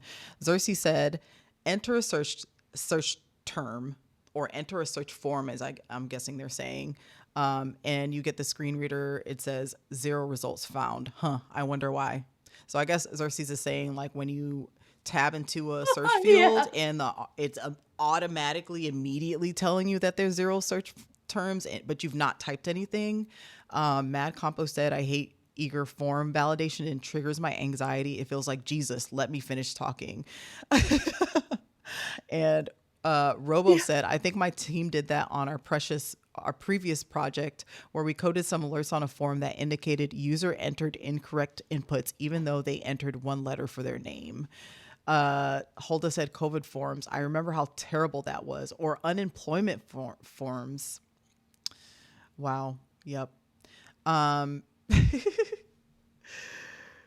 So Graham, I'll let you go off if you feel it in your heart. Yes, No, go. like I said, yeah, no, I think you did a far better job than I ever could expressing the real life frustration, because my frustration is always secondary. I am a sighted user. I can always get around these issues. I just switch the screen reader off and turn my screen back on if I'm getting around it. But it has significant impact. And like you said, our whole life nowadays revolves around forms. So, yeah, it's the one, like I said, everything else, accessibility wise, other than things like keyboard traps, which I know isn't relevant today, there's normally a workaround. It's an inconvenience, but forms are the sort of just crux of everything. And yeah, it makes me sad that we can't build forms correctly. Hell, it makes me sad that people can't put forms inside a form element so that it turns into forms mode on your screen reader. People don't even know that that's a thing. So yeah, I could have an hour long rant on forms and why everything's important, but as you can probably tell for the fact I keep switching my mic off, my bunged up nose is getting the better of me. So I'm going to not have a rant on that one and say, please do invite me back. I will do a whole hour on all the shit you are doing wrong with forms. And this is one of the strongest cases for using ARIA because it gives us a couple of extra tools that means that we can, ironically, present things slightly different to people who are using assistive tech to sighted users. Because for a sighted user, and I use sighted loosely, it's just the easiest way to understand. I want people to get that not everybody who's using assistive tech is blind, etc., etc. Covered bases there. Yeah, we know. But We got you. we sometimes want to visually present something, such as this field is invalid, far more quickly than we would want to bombard a screen reader user with that information. So we can use ARIA to actually deliberately stagger information that's being sent to a screen reader versus visually. The other thing that we can do that's amazing with ARIA that we have not covered today that's wonderful in forms is we can use it to hook into styling. So we can basically force developers to actually get shit right. So what I mean by that is instead of using the required attribute, we can say you must use the ARIA required attribute equals true as well as, and we can specify in CSS that only will we show indicators if both of these attributes are there. And it's an amazing way to enforce accessibility and also use then changes in state in ARIA to magically update our CSS. So let me try and make that clearer. Let's say we're using ARIA invalid equals true, and then we can change that to false when the thing is valid. We can actually hook into ARIA invalid equals true in our CSS to have a red indicator and a big exclamation mark shown with CSS. And then we can also hook into the CSS so that when ARIA invalid equals false, we can change it to a green indicator with a big tick mark. The reason we have the tick mark and the X is obviously because we want to have more than just color showing state. But we can actually use ARIA as a driving force for state. And so we can visually update state using ARIA, and then everything becomes linked together, and it means things are more accessible, and it makes our life easier as developers because we're only updating one thing, and we're updating something that makes sense because classes don't make sense for state, whereas ARIA attributes do.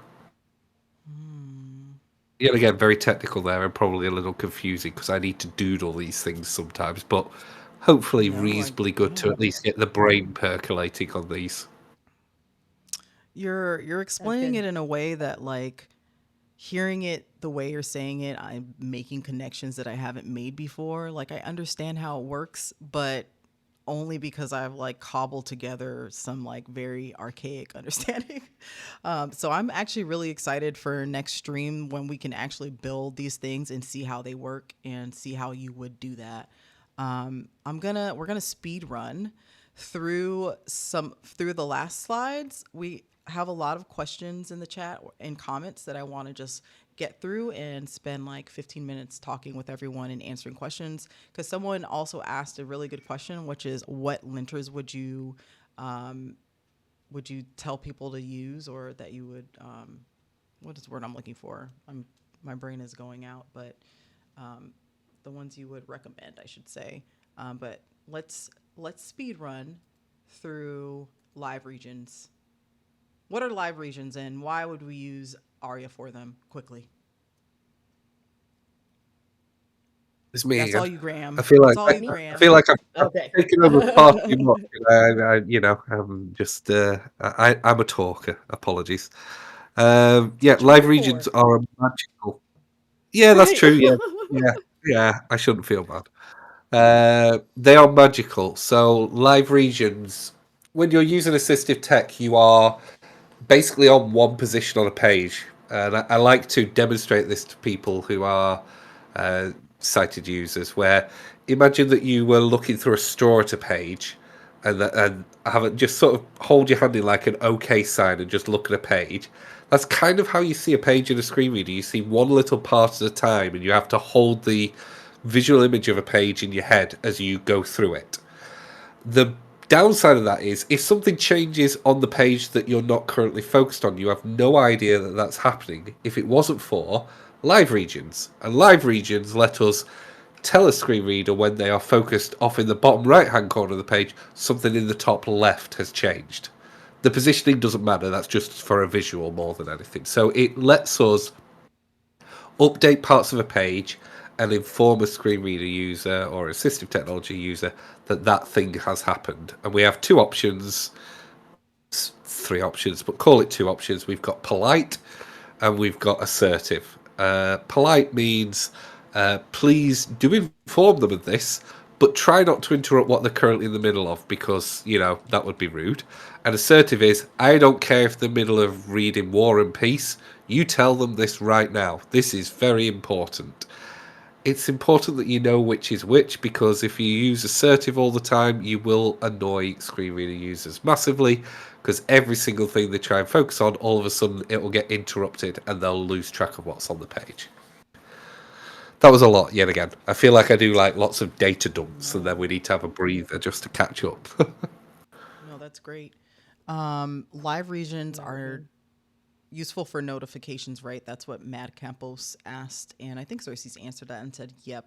When I think about live regions, and tell me if I'm wrong, I think about a search bar where you're searching for something, and then without even hitting enter, it's populating stuff at the bottom, right? So I'm searching for an ID number so that I can get a case number or files at the bottom, and I put in like my name, for example. I put in Africa, Kenya, and then Africa, Kenya comes up, and four other things because other people are named Africa, Kenya for some reason.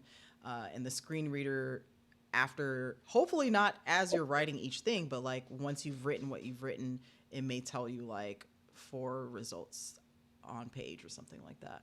Am I thinking of live regions correctly with that? Spot on. That's one good use case for him. The other one is, say you've got a live chat widget on a website.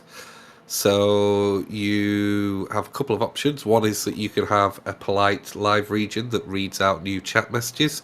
The other option is to have a audible and then equivalent non-audible braille equivalent, which is very complicated and beyond the scope of this, sort of ding effectively. To notify that there's a thing there. You would still use an ARIA live region, even if you had the audible ding, in order to provide information for Braille users, people who can't hear the audible ding or may have sound off.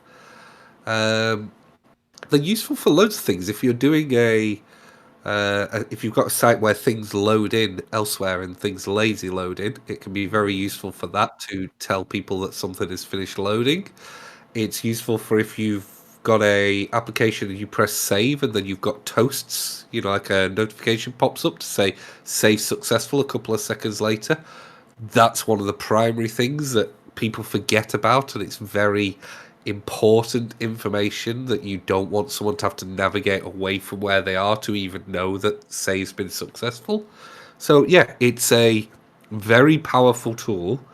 Same as a lot of things, though, if you use it wrong, it can become a very annoying tool very quickly. Because if everything's a live region and everything's updated, then the whole page becomes a cacophony of noise as every single action gets reported on. So it's about getting the balance right. Right. Mad Compost asks, wouldn't a live chat be a case for more intrusive alerts? And I am going to take my hand at answering that and say probably not, especially if you're doing something else, like maybe you're streaming. And Xerxiax, I think, is still here. So I wanted to ask them. But if you're streaming, for example, and you have a chat like we have, and there's a bunch of stuff going on, maybe if I hear everything as it's happening and it's being assertive, it would kind of, I'd lose my stream of thought. So I'm assuming that you'd want it to be polite, or you want it to be something where you hear a ding and that notifies you to check the chat with your screen reader or whatever you're using, and then it can read it when you're ready to listen to it.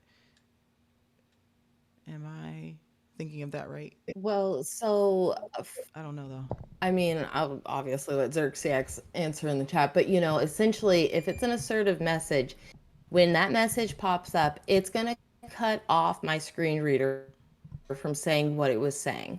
So if it was reading me something long already, or a little message I was reading, whatever was being read, when that assertive live message triggers, it cuts my screener off there. So if I needed to continue reading whatever I was reading, I'm going to have to resume that after that message. Whereas if it's a polite message, it's going to politely wait for my screen reader to finish the string of text it was saying, and then it will put that message in there. And so I would think if it were, something where you were trying to interact with a game, you'd probably want more polite messages coming through, because I wouldn't want to have gotten like 3/4 of the way through some description of my next mission only to get interrupted by some message from somewhere, then to have to read that again. I don't know. I'm curious to see if Xerxiax is still in the chat and what he has to say, and what Yeah. Graham has to respond to that. So Xerxiax said, polite is generally best. Yeah, there's a lot of ifs and buts to that, but on a whole, polite live regions work. I am odd in making the screen reader shut up and use Braille a lot, so that changes the game a little. Yeah, I could see that, because then you could, if you're using the Braille, you'll feel it, versus, I guess if you're using Braille only for chat. Are you using Braille only for chat? And then using the screen reader for the games and stuff. I actually don't know that. I wonder if he'll answer that. Xerxia said, assertive equals you're about to fudge up, careful. And also, I wanted to ask you, Dorlin, Teams messages, polite or assertive?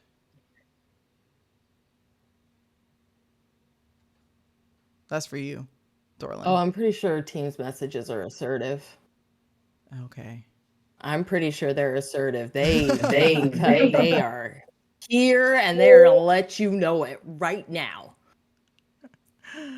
I don't know. There might be a way to change how you get alert messages in Teams. I don't know, but yeah, I've had to mute a lot of chats because I'm trying to audit something and a message comes in, and that's nice that someone loved that last message, but I was doing something.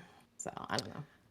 Oh, yes. So Xerxiax said team messages are universally annoying, polite, or assertive. So's the entire UI. Oh, you got a friend in Dorland.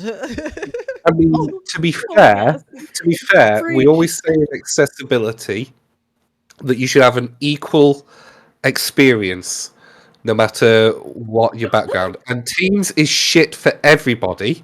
So I'm glad it is also awful for people using assistive technology as it is for the rest of us. So there you go. You're welcome. You got an equivalent experience. It sucks, but that's just Teams. So, All right, let's move on to focus management. Although new Teams is better than old Teams, I will say, just a lot less shift tabbing, a lot less tabbing around. Guess what? The company that I've just signed a contract for uses Teams. Anyway, welcome to our they do hell. I don't know how it is for a sighted user, but I know as an assistive tech or a non-assistive technology, as an assistive technology user, being able to hit escape now to get out of a chat thread and go back to the main thing, it is literally saving me hundreds of tabs a day, I think. We love that. All right, anyway. Progress. How sad is it that you are excited by the most basic of accessibility functions? This is the world we're in, everybody. Microsoft. Excited by being able to press escape to go back. I mean, it's depressing, isn't it? That's something to celebrate. We have a lot of work to do. A lot of work to do. We're getting there. So excitable though, when you said the word magical about live regions, that's how I feel about it too. Or when I first discovered them, like when they're used properly, getting that information, like, oh my goodness, my form submitted successfully. That's great. I don't know. Anyway. Yeah. So fun fact for the devs in here and everyone else would be, when Dorlin and I were doing testing together, one of the things that would always come up is live regions just not being announced. So I'd be on something and, I'm putting something in and I'm visually, because I can see the page, I'm seeing things show up, but there's no indication to anyone else if they're using assistive technology that that's showing up. But let's get to our last little piece, which is focus management with ARIA. Then we're going to talk about testing. Because it did have...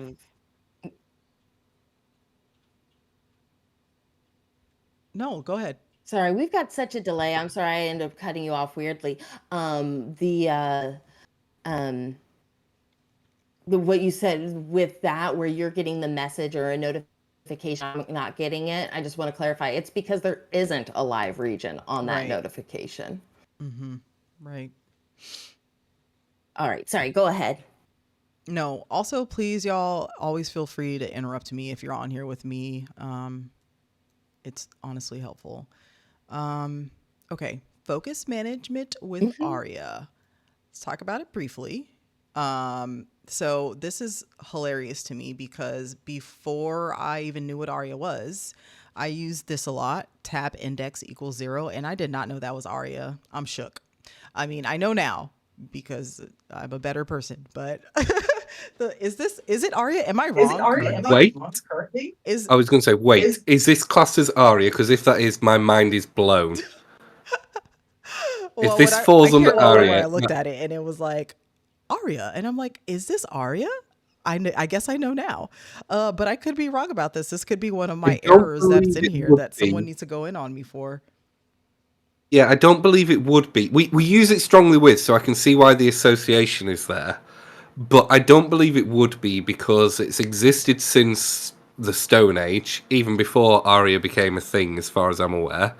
And it doesn't transmit any information in any way, shape, or form to assistive technology. It just allows for focus management. So I'm inclined to believe it isn't ARIA, but we will use it a lot with what we do with accessibility stuff. So we're talking about using tab index and ARIA together, not that tab index is ARIA, essentially. Yeah, Okay. like I said, it's semantics at the end of the day. Tab index is one of those ones that we could have a long discussion on, but tab index equals 0. If you see that in your code, it is a sign you are probably doing something in a more complicated way than it needs to be, or you're doing something wrong. So what we tend to use when we're creating custom components is tab index equals -1. So what that does is it doesn't add something into the tab order of a page by default, but we can programmatically focus that if we ever want to. So that's where, when we start building custom components, we might switch a -1 to a 0 temporarily while we focus the item, but then we'd switch it straight back to tab index equals -1, so that if our JS fails, our fancy JavaScript component doesn't make a screen reader's world an absolute living hell with 5,000 tab stops that they can't control. But yet again, it's not a hard and fast rule, but if you see yourself adding tab index equals 0, you should immediately get your sort of senses up of, am I making this more complicated than it needs to be? Is there something native I can use, or is there a better pattern here? It's kind of it's not a guarantee you've made a mistake. It's just oh, I should be alert here at this point in time. I should think. Yeah, one of my baby dev mistakes when I was first learning was putting. Just thinking about, I'm embarrassed. I put tab index on every element, like Were on they positive H1s, integers? on like everything. I was like, it needs to be tappable, obviously. Anyways, The question is, was it tab index equals 0, or did you have positive integers on them? I can't remember. I think it was equals 0. Like I just put them on everything, including paragraphs. Then you only get the stick of shame, you don't get the stick of despair, because at least that way you No didn't change. keyboard trap. Yeah, exactly. Yeah. It's one that people possibly don't realize a lot of the time, but the worst thing you can do, there are very, very weird edge cases where it's useful, but please don't ever put a positive tab index on something.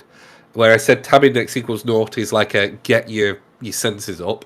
Tab index 1 to 10 billion or and above, if you have a positive integer on your tab index, you have almost certainly made a mistake, because it breaks the tab order of a page. So what would happen is, if I put tab index equals 1 on an element halfway down the page, when someone tabs into that page, the first thing that gets focused is that item with tab index equals 1. and then it would jump back to the top of the page and start tabbing through all the items in the tab index. Tab index equals 0 at least puts it in order in the page, so that's really important. So yeah, I hope that's explained clearly. Please, if you Yes. ever see tab index equals 1 or above, immediately think, oh shit, someone cocked up. How do we fix it? It's a huge accessibility fail, and it's normally an easy fix. I have a question. When you say not, is that a British thing? Do you mean zero? Is it, or is that a thing that I can put in a tab index? Apologies. Yes, so that is a 0, a nothing, a Not. between -1 and I know 1. Yes, not. naught, naught, not naught, naught, Not. I know not. naught. Yeah, as in naughty, naught. You know, not that it's not. So Mad Campo said yes, web components for tabs need this pattern of changing the tab index. That way you can enable more expected interactions like moving through the tab with the arrow key and using tab in and out of tabs. Robo said getting lessons on ARIA using a British phrase. On ARIA uses It's and a two British for one. phrases. 2 for 1. You get to learn how to say things properly because Englishmen here Properly. teaching you how to speak English. And secondly, you're not going to win this argument. Look, No, I I'm an agree. Englishman. It's So it's we're just look. I've agreed to concede that we can spell color without a U. That's hurt me for years and years. So we can put up with a few Britishisms with the fact that every day I have to be reminded that we spell color the wrong way, and it hurts me so much in the web world. But I just have to put up with it. So you can put up with some of my Britishness. It's fine. No, I personally love it. I actually sometimes when I talk with you, I have a British accent that I just use throughout the day, if you know me. And sometimes I use it with you and I'm like, I hope he doesn't think that I'm just like mocking him, but I love your accent. Also, Karina Merg said, on my site, I have an element that scrolls horizontally. It shows some code. The axe tool failed it because I did not add tab x equals 0. That allows a keyboard user to use the left right arrow key to stroll. Tell us about that. What? So this is really interesting because as anything, there's always a rule in there. So if you have a scrollable region and there is nothing that is focusable by default in there, so no button, no anchor, basically, or anything similar, then you do have to add tab index equals 0 to it in order to allow someone to focus that item and be able to scroll left and right, as it rightfully said to you. The ironic thing is if you have something that is focusable in there, you technically don't need the tab index equals 0, so it gets really complicated. So, yeah, nothing straightforward, but I'm going to say something that will get me shot here, but I will say if you are ever unsure about a region of whether you should add in a tab index equals 0 around it or not, err on the side of caution and add it. I would rather you add a tab stop accidentally and upset someone using a screen reader because they have a couple of extra tab stops on a page, a minor inconvenience, versus you completely making a part of the page inaccessible for somebody or something that they completely skip over, not realizing it's there. So yes, yeah, if you're never sure, go on that side. But yeah, that's the reasoning why. It's more for, it's not even for screen reader users, this is more for people using keyboard only or other assistive devices. Without that being focusable, they can't scroll the region. So it becomes a dead region on the page, basically, that becomes unusable. So yeah, it was good advice from your, I can't remember, Axe, from Axe. Okay. All right, we're almost done. And Good, I'm because gonna I'm take really, really struggling. yeah. So let's just talk about testing ARIA.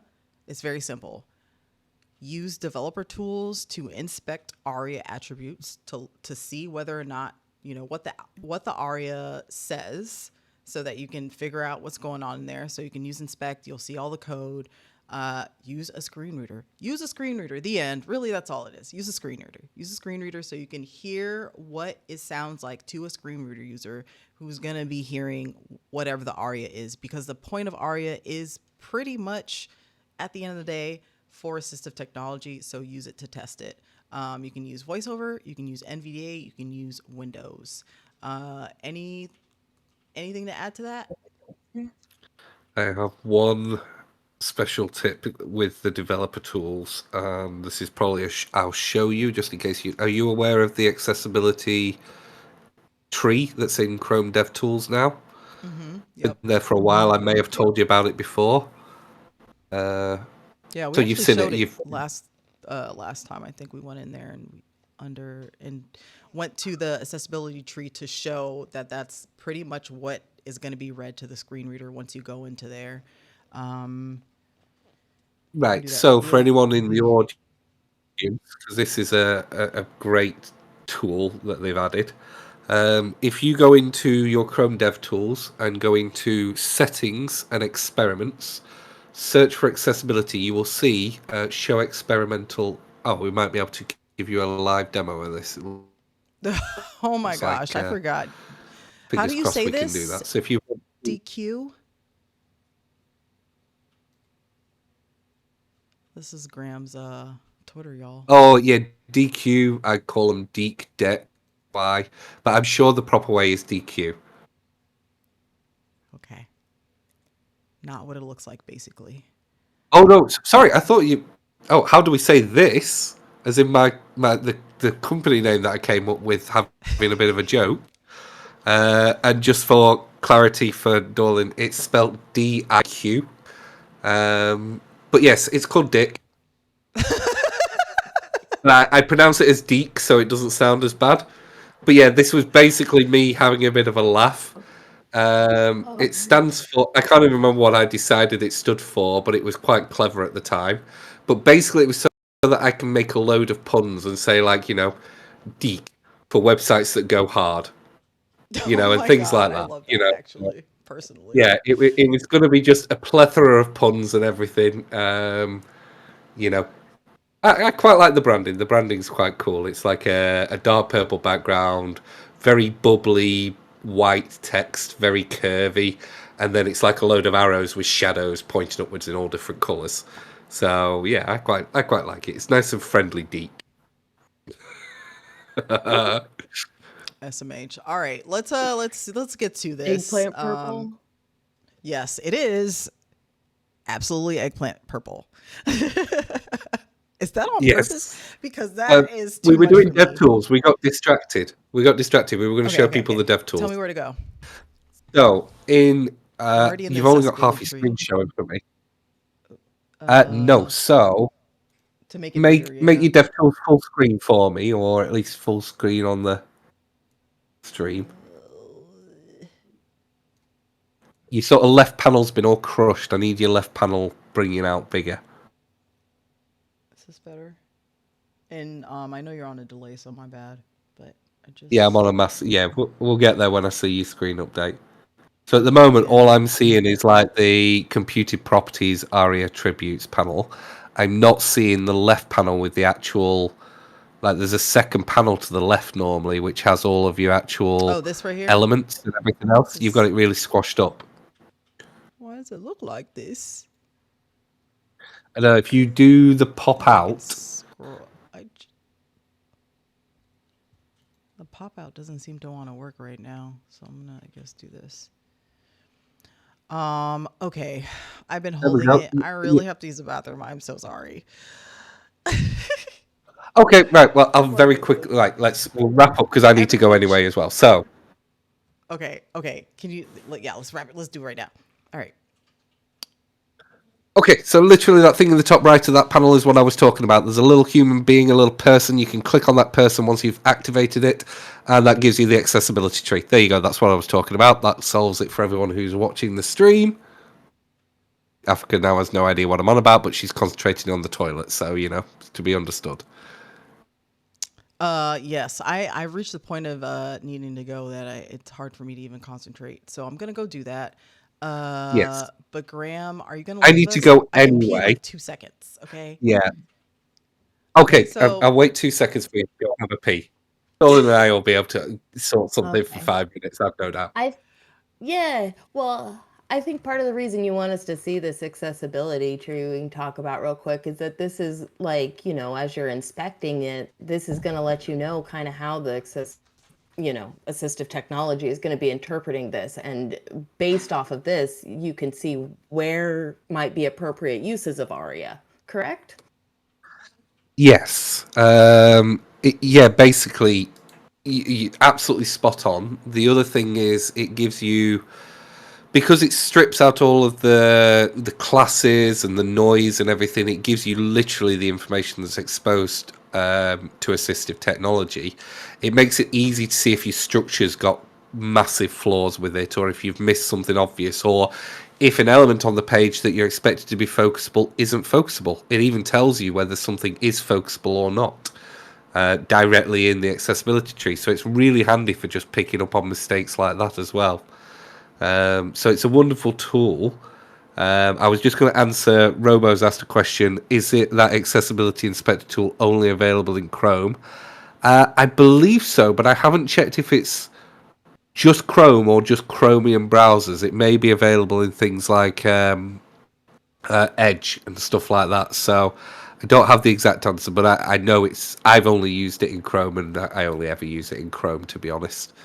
One to go check out. It's under experiments. So if you go into your cog, into settings, basically by clicking on the cog icon, and then into experiments and search for accessibility, there's one option will come up which is experimental accessibility tree, and you can switch it on there, and then it'll ask you if you want to restart DevTools. You say yes, and you'll have a little person icon appears that didn't exist before. Why is mine already popped up? We must have I've done always it had What this the name awry. of that cog tool is? Maybe Menu? one day I did it. I don't know. It'd be quite interesting. Actually, I'd have to check on my side what that is labelled by accessibly, if it even is. I'm sure it will be, knowing I'm DevTools. gonna go try and find it. Settings. Okay, so Graham, I know you gotta go, so I want to be respectful of your time because we're gonna steal a bunch of it later. So, any last words for the people? Me and Dorlin are gonna stay behind, maybe. Got to check in with Dorlin, make sure she's okay to do that. But we're gonna go through some of these comments and answer any questions that you guys have. So, Graham, last words. Thank you. First of all, thank you so much for hanging out with us. This would have been something else if you weren't here to correct us. So we really appreciate it. Can you imagine if I now just went around thinking that tab order is a part of ARIA? Like, that would be embarrassing. In all honesty, what difference would it make? Like, who cares? I'm bothered about what happens at the end, the result. I don't care if you think that that is part of landmarks. As long as you use stuff right, it doesn't matter. It's all semantics. It's all, wordsmithing and fluff, that sort of stuff anyway. So I don't care about those things. I just want to say I hope people in the chat have enjoyed it. I am a sarcastic Brit, if you haven't realised. So if anything in there sounded like I was being mean or horrible, I just want you to know it's just my nature. I didn't mean it like that. It's just the way I come across. I will have the bell installed for next time so that you know when I'm nodding along with you. And yeah, thank you both so much for having me on. It's always fun. It's always interesting doing anything around accessibility. And I would have stayed for a couple more hours, but honestly, I didn't actually sleep for more than an hour last night. Oh I my am so gosh, full it's like of 12. sinus. Yeah, I am so tired, and my sinuses are all full, so I'm just feeling a bit miserable. And I'm getting all nasally and snotty and horrible, and having to keep switching my mic off, and it's not an attractive look. So before I make you all sick and go off your dinners for the night, I thought I better leave and leave you both to it. And next Thanks for time, coming. yeah, Take care of yourself. next time maybe we can do a Sunday at a much more friendlier time because we're playing around with doing No, just Sundays. leave it at the extra. same time. Leave it at the same time. Honestly, it's not an issue at all. Like I said, it's just tonight. I am out of steam, basically. Normally, I'll be happy to go for another hour than this before it's getting too late for me. I think last time I was the one who Oh, tapped cool. out and you Thanks were for like coming. ready to go. So that checks out. Thank you so much for coming. I hope you feel better. We'll see you on the 23rd. Maybe we'll go a little bit longer if we feel it. The fact that we have almost done 3 hours, we're 20 minutes away from 3 hours together. So that is huge. So thank you so much for being here. And just so you know, Dorlin, the comments are just filled with everyone giving him well wishes and saying that he's amazing. So thank you everybody for hanging out. Me and Dorlin are going to stay behind, but we'll see you next time. Thanks for hanging out for real. Brilliant. See you later, Yeah. everyone. Bye. All right. Alrighty. So we're going to go back Like to that. our co-stream homepage with everyone. We somehow got all the way through to the end of ARIA, which, if you ask me, is a pretty big feat because that was a lot of information. A lot of information. What'd you learn, Dorlin? Key takeaways. Everyone in the chat, tell me one thing you Oh learned. my gosh. Yeah.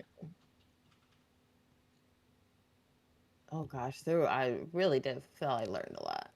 It was cool going through that, but I think, key takeaways. Well, let's let the chat. I've got a couple of key takeaways for Aria, but let's let the folks that have stuck it out this long get their voices heard first. Seriously, y'all are troopers if you're still here. For real. Thanks for being with For us, real. guys.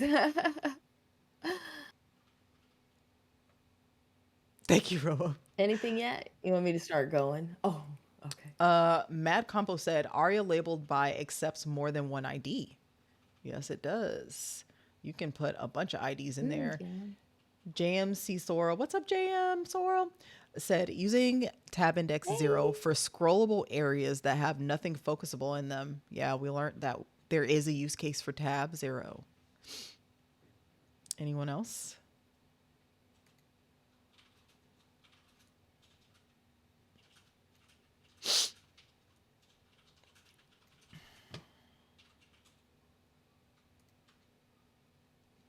Live regions I are don't know if you're reading magical. comments. Oh, yes. All right, go ahead, Dorlin.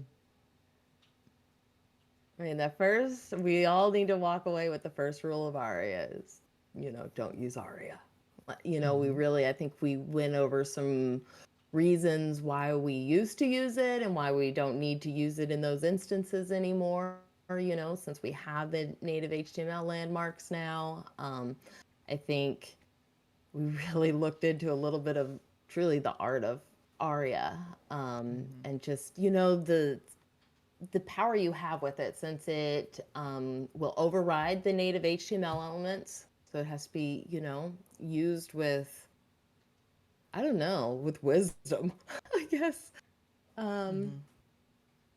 But that when it is well used, it just really enhances the, the web, like makes it more accessible. It does, with like the labels that we can use and the letting us know what state something's in, that sort of stuff. Yeah, Karina said ARIA labeled by supersedes every other label name visible text ect. Liz said tab index equals 0 for code blocks so keyboard users can scroll left and right. Jam Sorrel said search will soon be a native HTML element. We did learn that. And then Robo said this discussion use of ARIA was very interesting. Yeah, honestly, ARIA is one of those things where really it's you're in the weeds. Once you get to ARIA, if you're an accessibility professional or accessibility curious, if you're not already coding, ARIA can be one of those subjects that's kind of just like a lot. So I'm happy that we got to discuss it for 2 hours and 40 minutes, honestly. Well, I guess we started, so about 2 hours that we talked about it. I think what I learned, my key takeaway, I don't even know. I don't know where to begin, but I probably will be able to wrap it up tomorrow. I should say next time. Robo said, I learned a lot. All right, I'm going to scroll up a little bit and see if I I have missed. one other thing I learned. about this the ARIA attribute with the braille rolls and being able to Oh do all yeah. that. I know next time when we get into it at the end of May and we're actually playing around and doing some coding and stuff, I'm gonna mess around with those and see how that stuff comes out on my braille display. See what power people harness with those attributes, you know? Yeah. I think Todd Libby's probably gone, but earlier Todd Libby dropped a little gem that I wanted to share, which is devs overthink things all the time. When devs do accessibility, they overthink things 1,000 times more than they should because they're nervous of the backlash. Always ask someone if it's proper uses of a role, an attribute. Always ask. I I feel like I resonate with this because I think sometimes it's hard to ask questions. It's hard to feel like you might be wrong, especially if you're kind of learning in public and doing things like that. It can make you feel like asking means that you don't know what you're doing. But yeah, always ask. I wanted to share that. Yeah. Yeah, there's some great resources to look up and see how to use it too. You know, the why, Right. the ARIA. Oh, I'm by the way, that butchering the reminds name of me. the guide right now. Let me Ah, sorry actually pull guys. this back Keep up hitting because this I have mic. resources for y'all. Resources. Let me go ahead and go to my share screen Why and ARIA authoring practice? Ugh, I can't remember it. Anyway, she's pulling it up, and all of these resources will also be in our Slack, by the way, I I know guess. Dorlin looks a little weird on this share screen, but That's my cool. bad. You're like cut in half in between two squares. It actually looks really funny. It looks like you have a 2 foot long neck right now. But I wanted to Oh, show I got like y'all. a giraffe neck. Yeah, you do. I wanted to show y'all this list of resources because that was actually our very last page of our thing. So if you want to learn more about ARIA and you're serious about it, you're like, all right, I'm ready to learn and get some resources, right? The ones that matter the most are going to be W3C ARIA specification. Boom. I take this, I say, what up, Google? And I'll also put it in the chat for y'all. And I go here, blam blam. This is my little, I think I actually have this. Yep, it's right here. I have it saved under my in my favorites. This page will give you a WAI ARIA overview. And the thing that I love the best is the authoring practice guide. If you go to the authoring practice guide, the ARIA authoring practices guide, the APG, you can go to something called patterns, design patterns. If I go to design patterns, man, first of all, I shouldn't even be sharing this. I should be gatekeeping this information because now y'all are going to be able to go out there and make accessible accordions and alert boxes and breadcrumbs and all that stuff. But I'm feeling generous today, so I'm sharing it. This is my cheat sheet.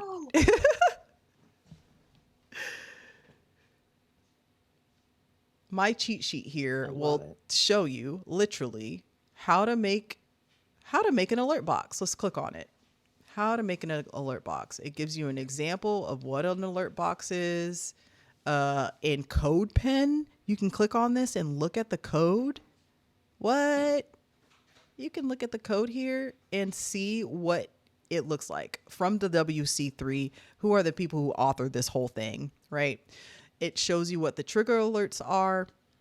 It goes over role, property, state, tab index, all of this stuff. We should have talked about this first, but we'll do this next time on ARIA Part 2. Now that you know what ARIA is, you can use the resources and kind of guide your way around them. Yeah. Dorlin, have you already been on We can get this? started with these next time. Oh yeah. Oh my gosh. Yeah, okay. Just making sure. Uh it's been my bedtime reading this week. Yeah. So if you have questions on how to build something, you can go here and get the answer quickly on how to build it with a CodePen example. So, yeah. Yeah. Yeah, I know that we're So we Robo said can I start think that next time with those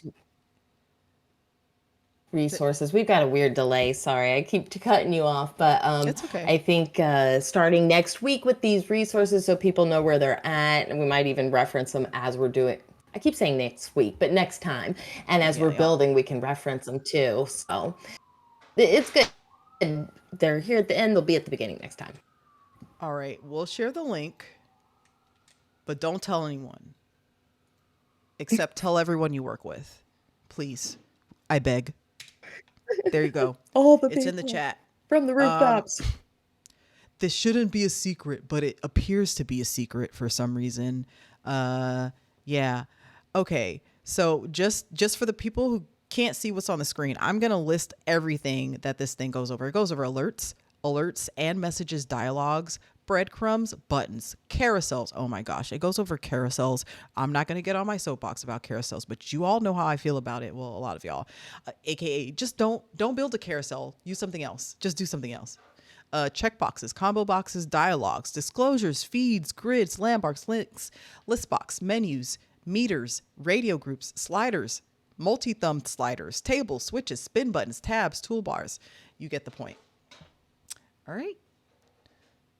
If you can build it, Excuse it's me. probably here. And these are the people who are the most serious about how to do things, and they're the most correct version of what you could find. And don't be like me, copying pasting shit from the internet. Excuse my French, and then putting it in slides to see if they're wrong, because you could have just came here and it'll just give you the answer, but you'd have to search a little harder. That's all. All right, the next one is the MDM web docs on ARIA. Copy and paste that, put it in here. The MDM is kind of our, it's our little Bible or whatever. I trust what the MDM is telling me for the most part. The way that I trust what WC3 is telling me, who authored the rules. So I'm putting that in the chat as well for everyone. All right. And then my last little thing that I'm going to give you is we love WebAIM here. I think WebAIM is pretty cool, and they rock, and they have some cool developer tools. So they have a best practices guide about ARIA. So this is also, so everything that I'm sending y'all is like basically what I used to study, so that I can sound competent when people ask me questions.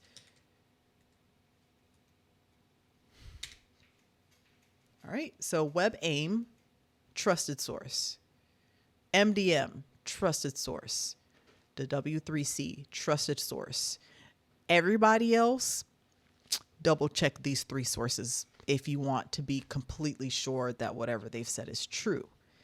That reminds me, we're talking about roasting. Talking about who we want to roast. We want to roast w3schools.com. Ugh. W3C W3 schools. And I just bring them up because often if you're looking up stuff about accessibility, this beautiful website, W3 Schools online, will come up, and you'll be like, oh my God, W3 Schools, that sounds really legit. And like, they know what they're talking about, but their website, you've been on this website, Dorlin? They don't.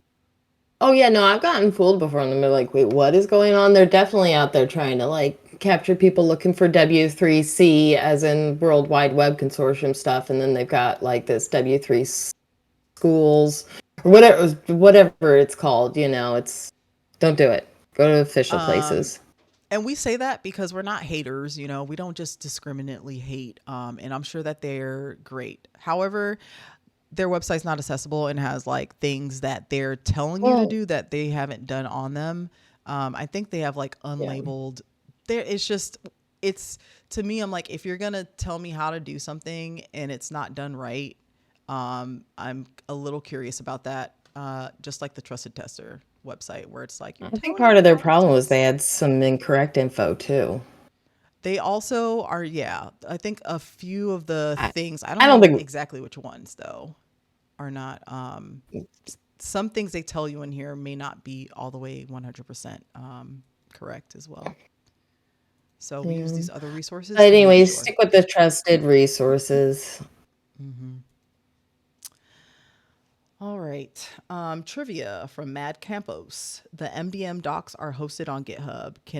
Anyone can contribute. Also, other teams like Google and Microsoft Health contribute to these docs, so it is trustworthy.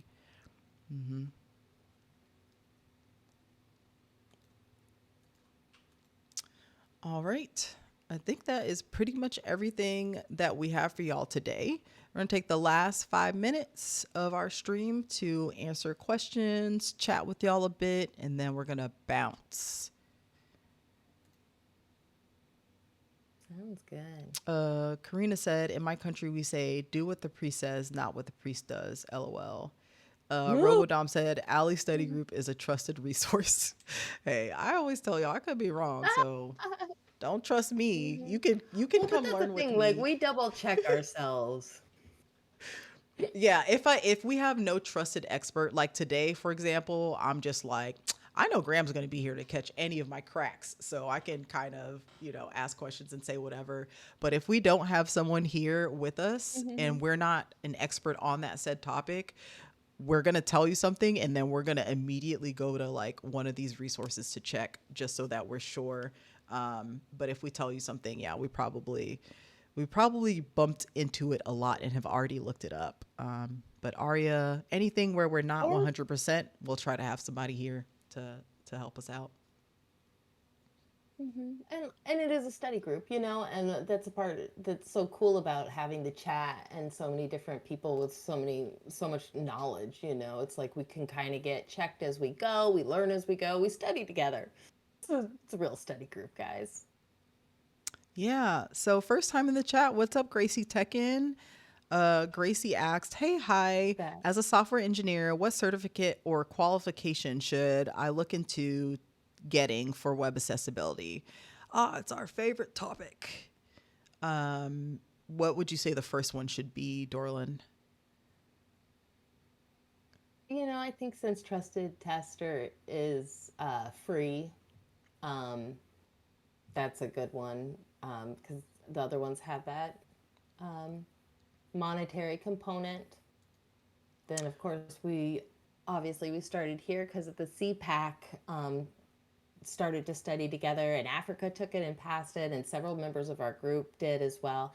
I haven't had a chance to do that yet, and they've actually changed their body of knowledge, or there's been an update that's happening with the testing that's going on for, I think, starting in May and going forward. So we'll retouch back on CPAC sometime later this summer. We were talking about, but that's a good cert too. It's just that one you have to pay for. I think it's $500 still. And Yep. I don't know. Those are the two that obviously pop to mind because I'm a trusted tester now, and our little CPAC group here. What about you? Yeah, so my number one, everybody noticed already, is definitely the trusted tester, because to me, if you take the trusted tester, you pass it, and you can tell me that you did it, then I know that you, at the very least, although, at the very least, you know the basics of what to look for way more than the average person, because to get through that, you have to know the information and you have to actually test websites and you have to test them over and over again, kind of. However, here's my big however, it doesn't teach you how to use a screen reader. It teaches you how to use a tool called Andy, which is, it's not really an automated tool because it's giving you information that's on the page versus just like generating whether something's right or wrong. But it's giving you information that a screen reader will give you, but a screen reader will be for sure correct.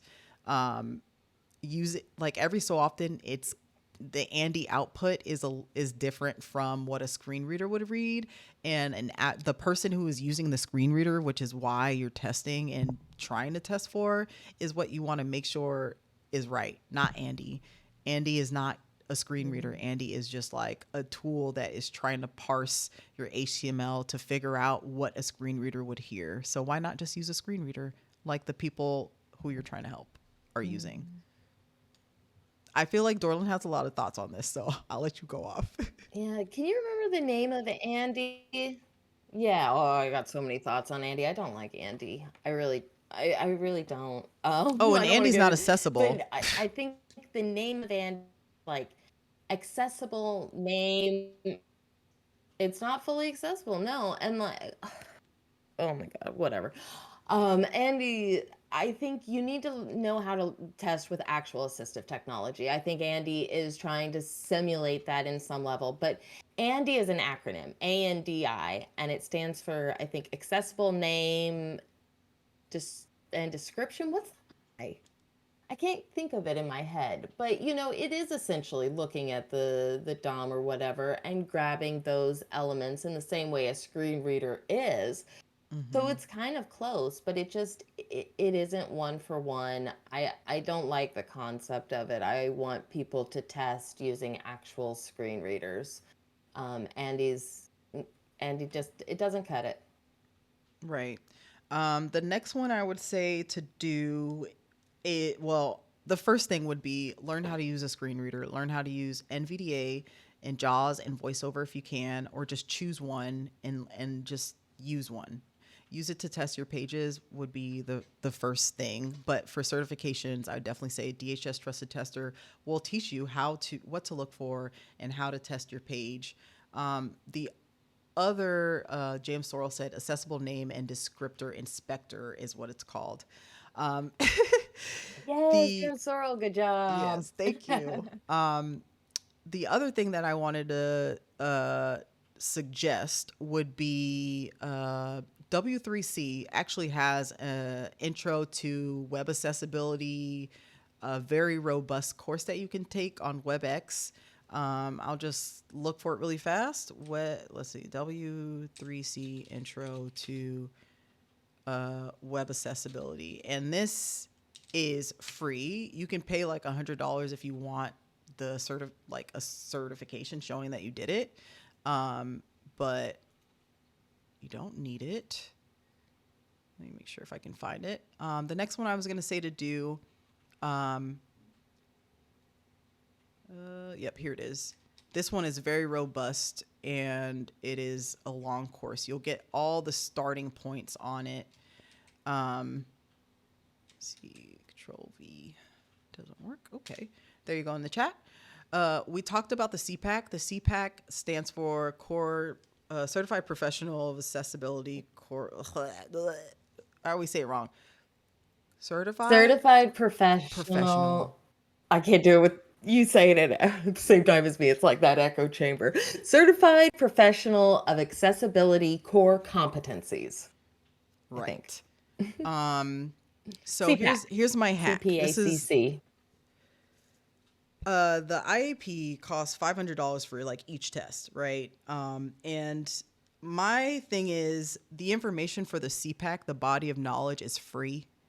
The ability to study along with the body of knowledge and study that is free. We have a YouTube where we go through it. That's free. You don't have to spend $500 to take their certification if you don't want to. But if you are an accessibility professional or developer and you want to say, I know accessibility, like know who I'm talking about when I say I want something to be accessible. I understand what accessibility is. This CPAC certification does a really great job, I think, if you don't have that knowledge already, of putting it together and getting you to understand who you're working with, what assistive technology is, who's impacted by inaccessible websites, the history of disability, just the theory of accessibility in and of itself, amazing. I would say to kind of look into. And then lastly would be that the IAP WAS, which is also another $500 to $600. I always say if you're employed, get your employer to pay for it. Don't pay for it yourself. If you're not employed and you want to be employed and you are not in accessibility anymore, maybe you want to pay for that. It really is up to you. It could give you a leg in because it's something people look for, but otherwise the information is just it gives you a good outline of things to kind of study.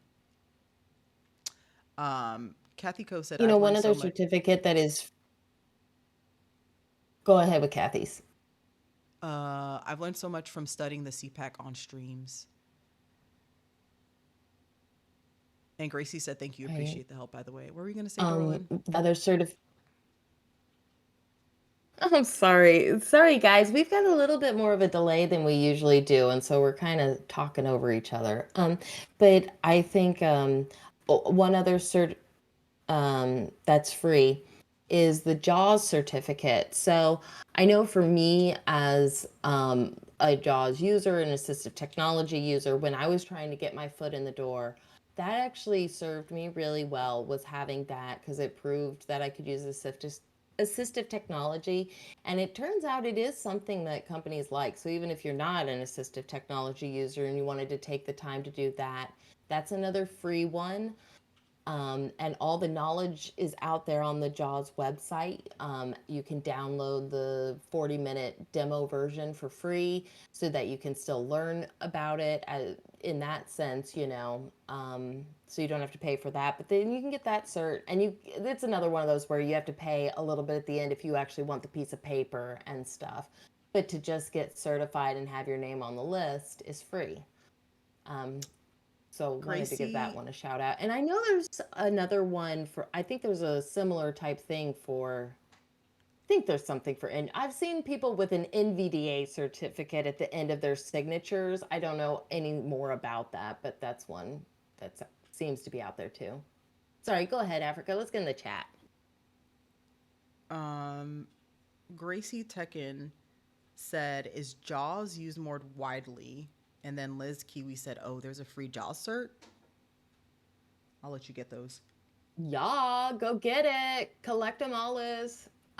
Yeah, it's on their website. I can't remember exactly where it is on there, but if you head over to the Freedom Scientific website, you can find that. It's I want to say they give you 80 questions in 60 minutes, and it's open book. I mean, obviously, that's a lot of questions in an hour, so you kind of need to know your stuff. It's multiple choice though, and you can take it as many times as you need to, so you don't have to worry about failing and not being able to take it again. I think it's definitely one to take the time and do.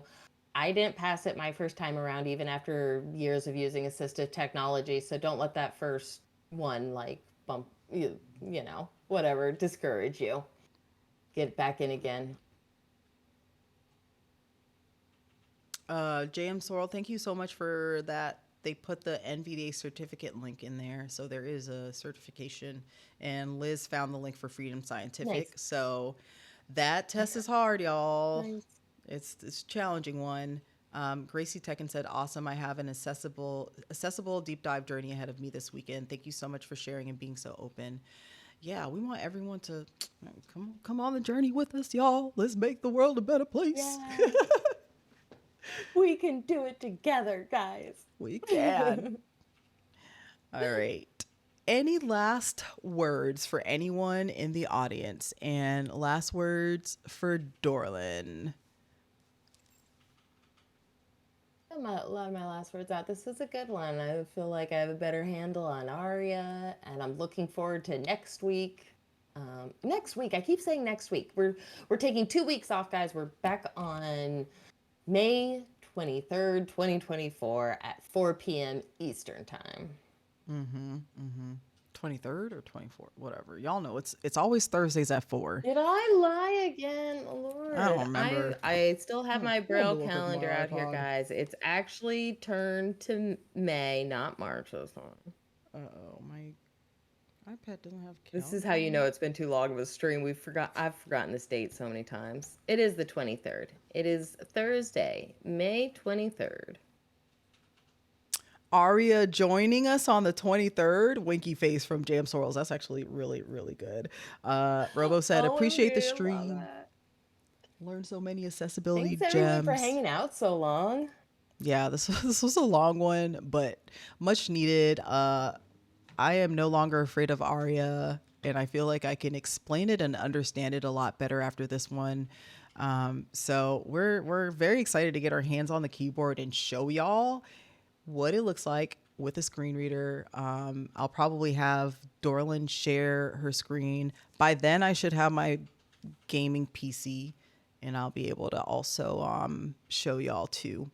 Karina said, I have an intro to Allie's site, still adding stuff to it, but would love a good old roast. Karina, you know, I got you. Your site is awesome.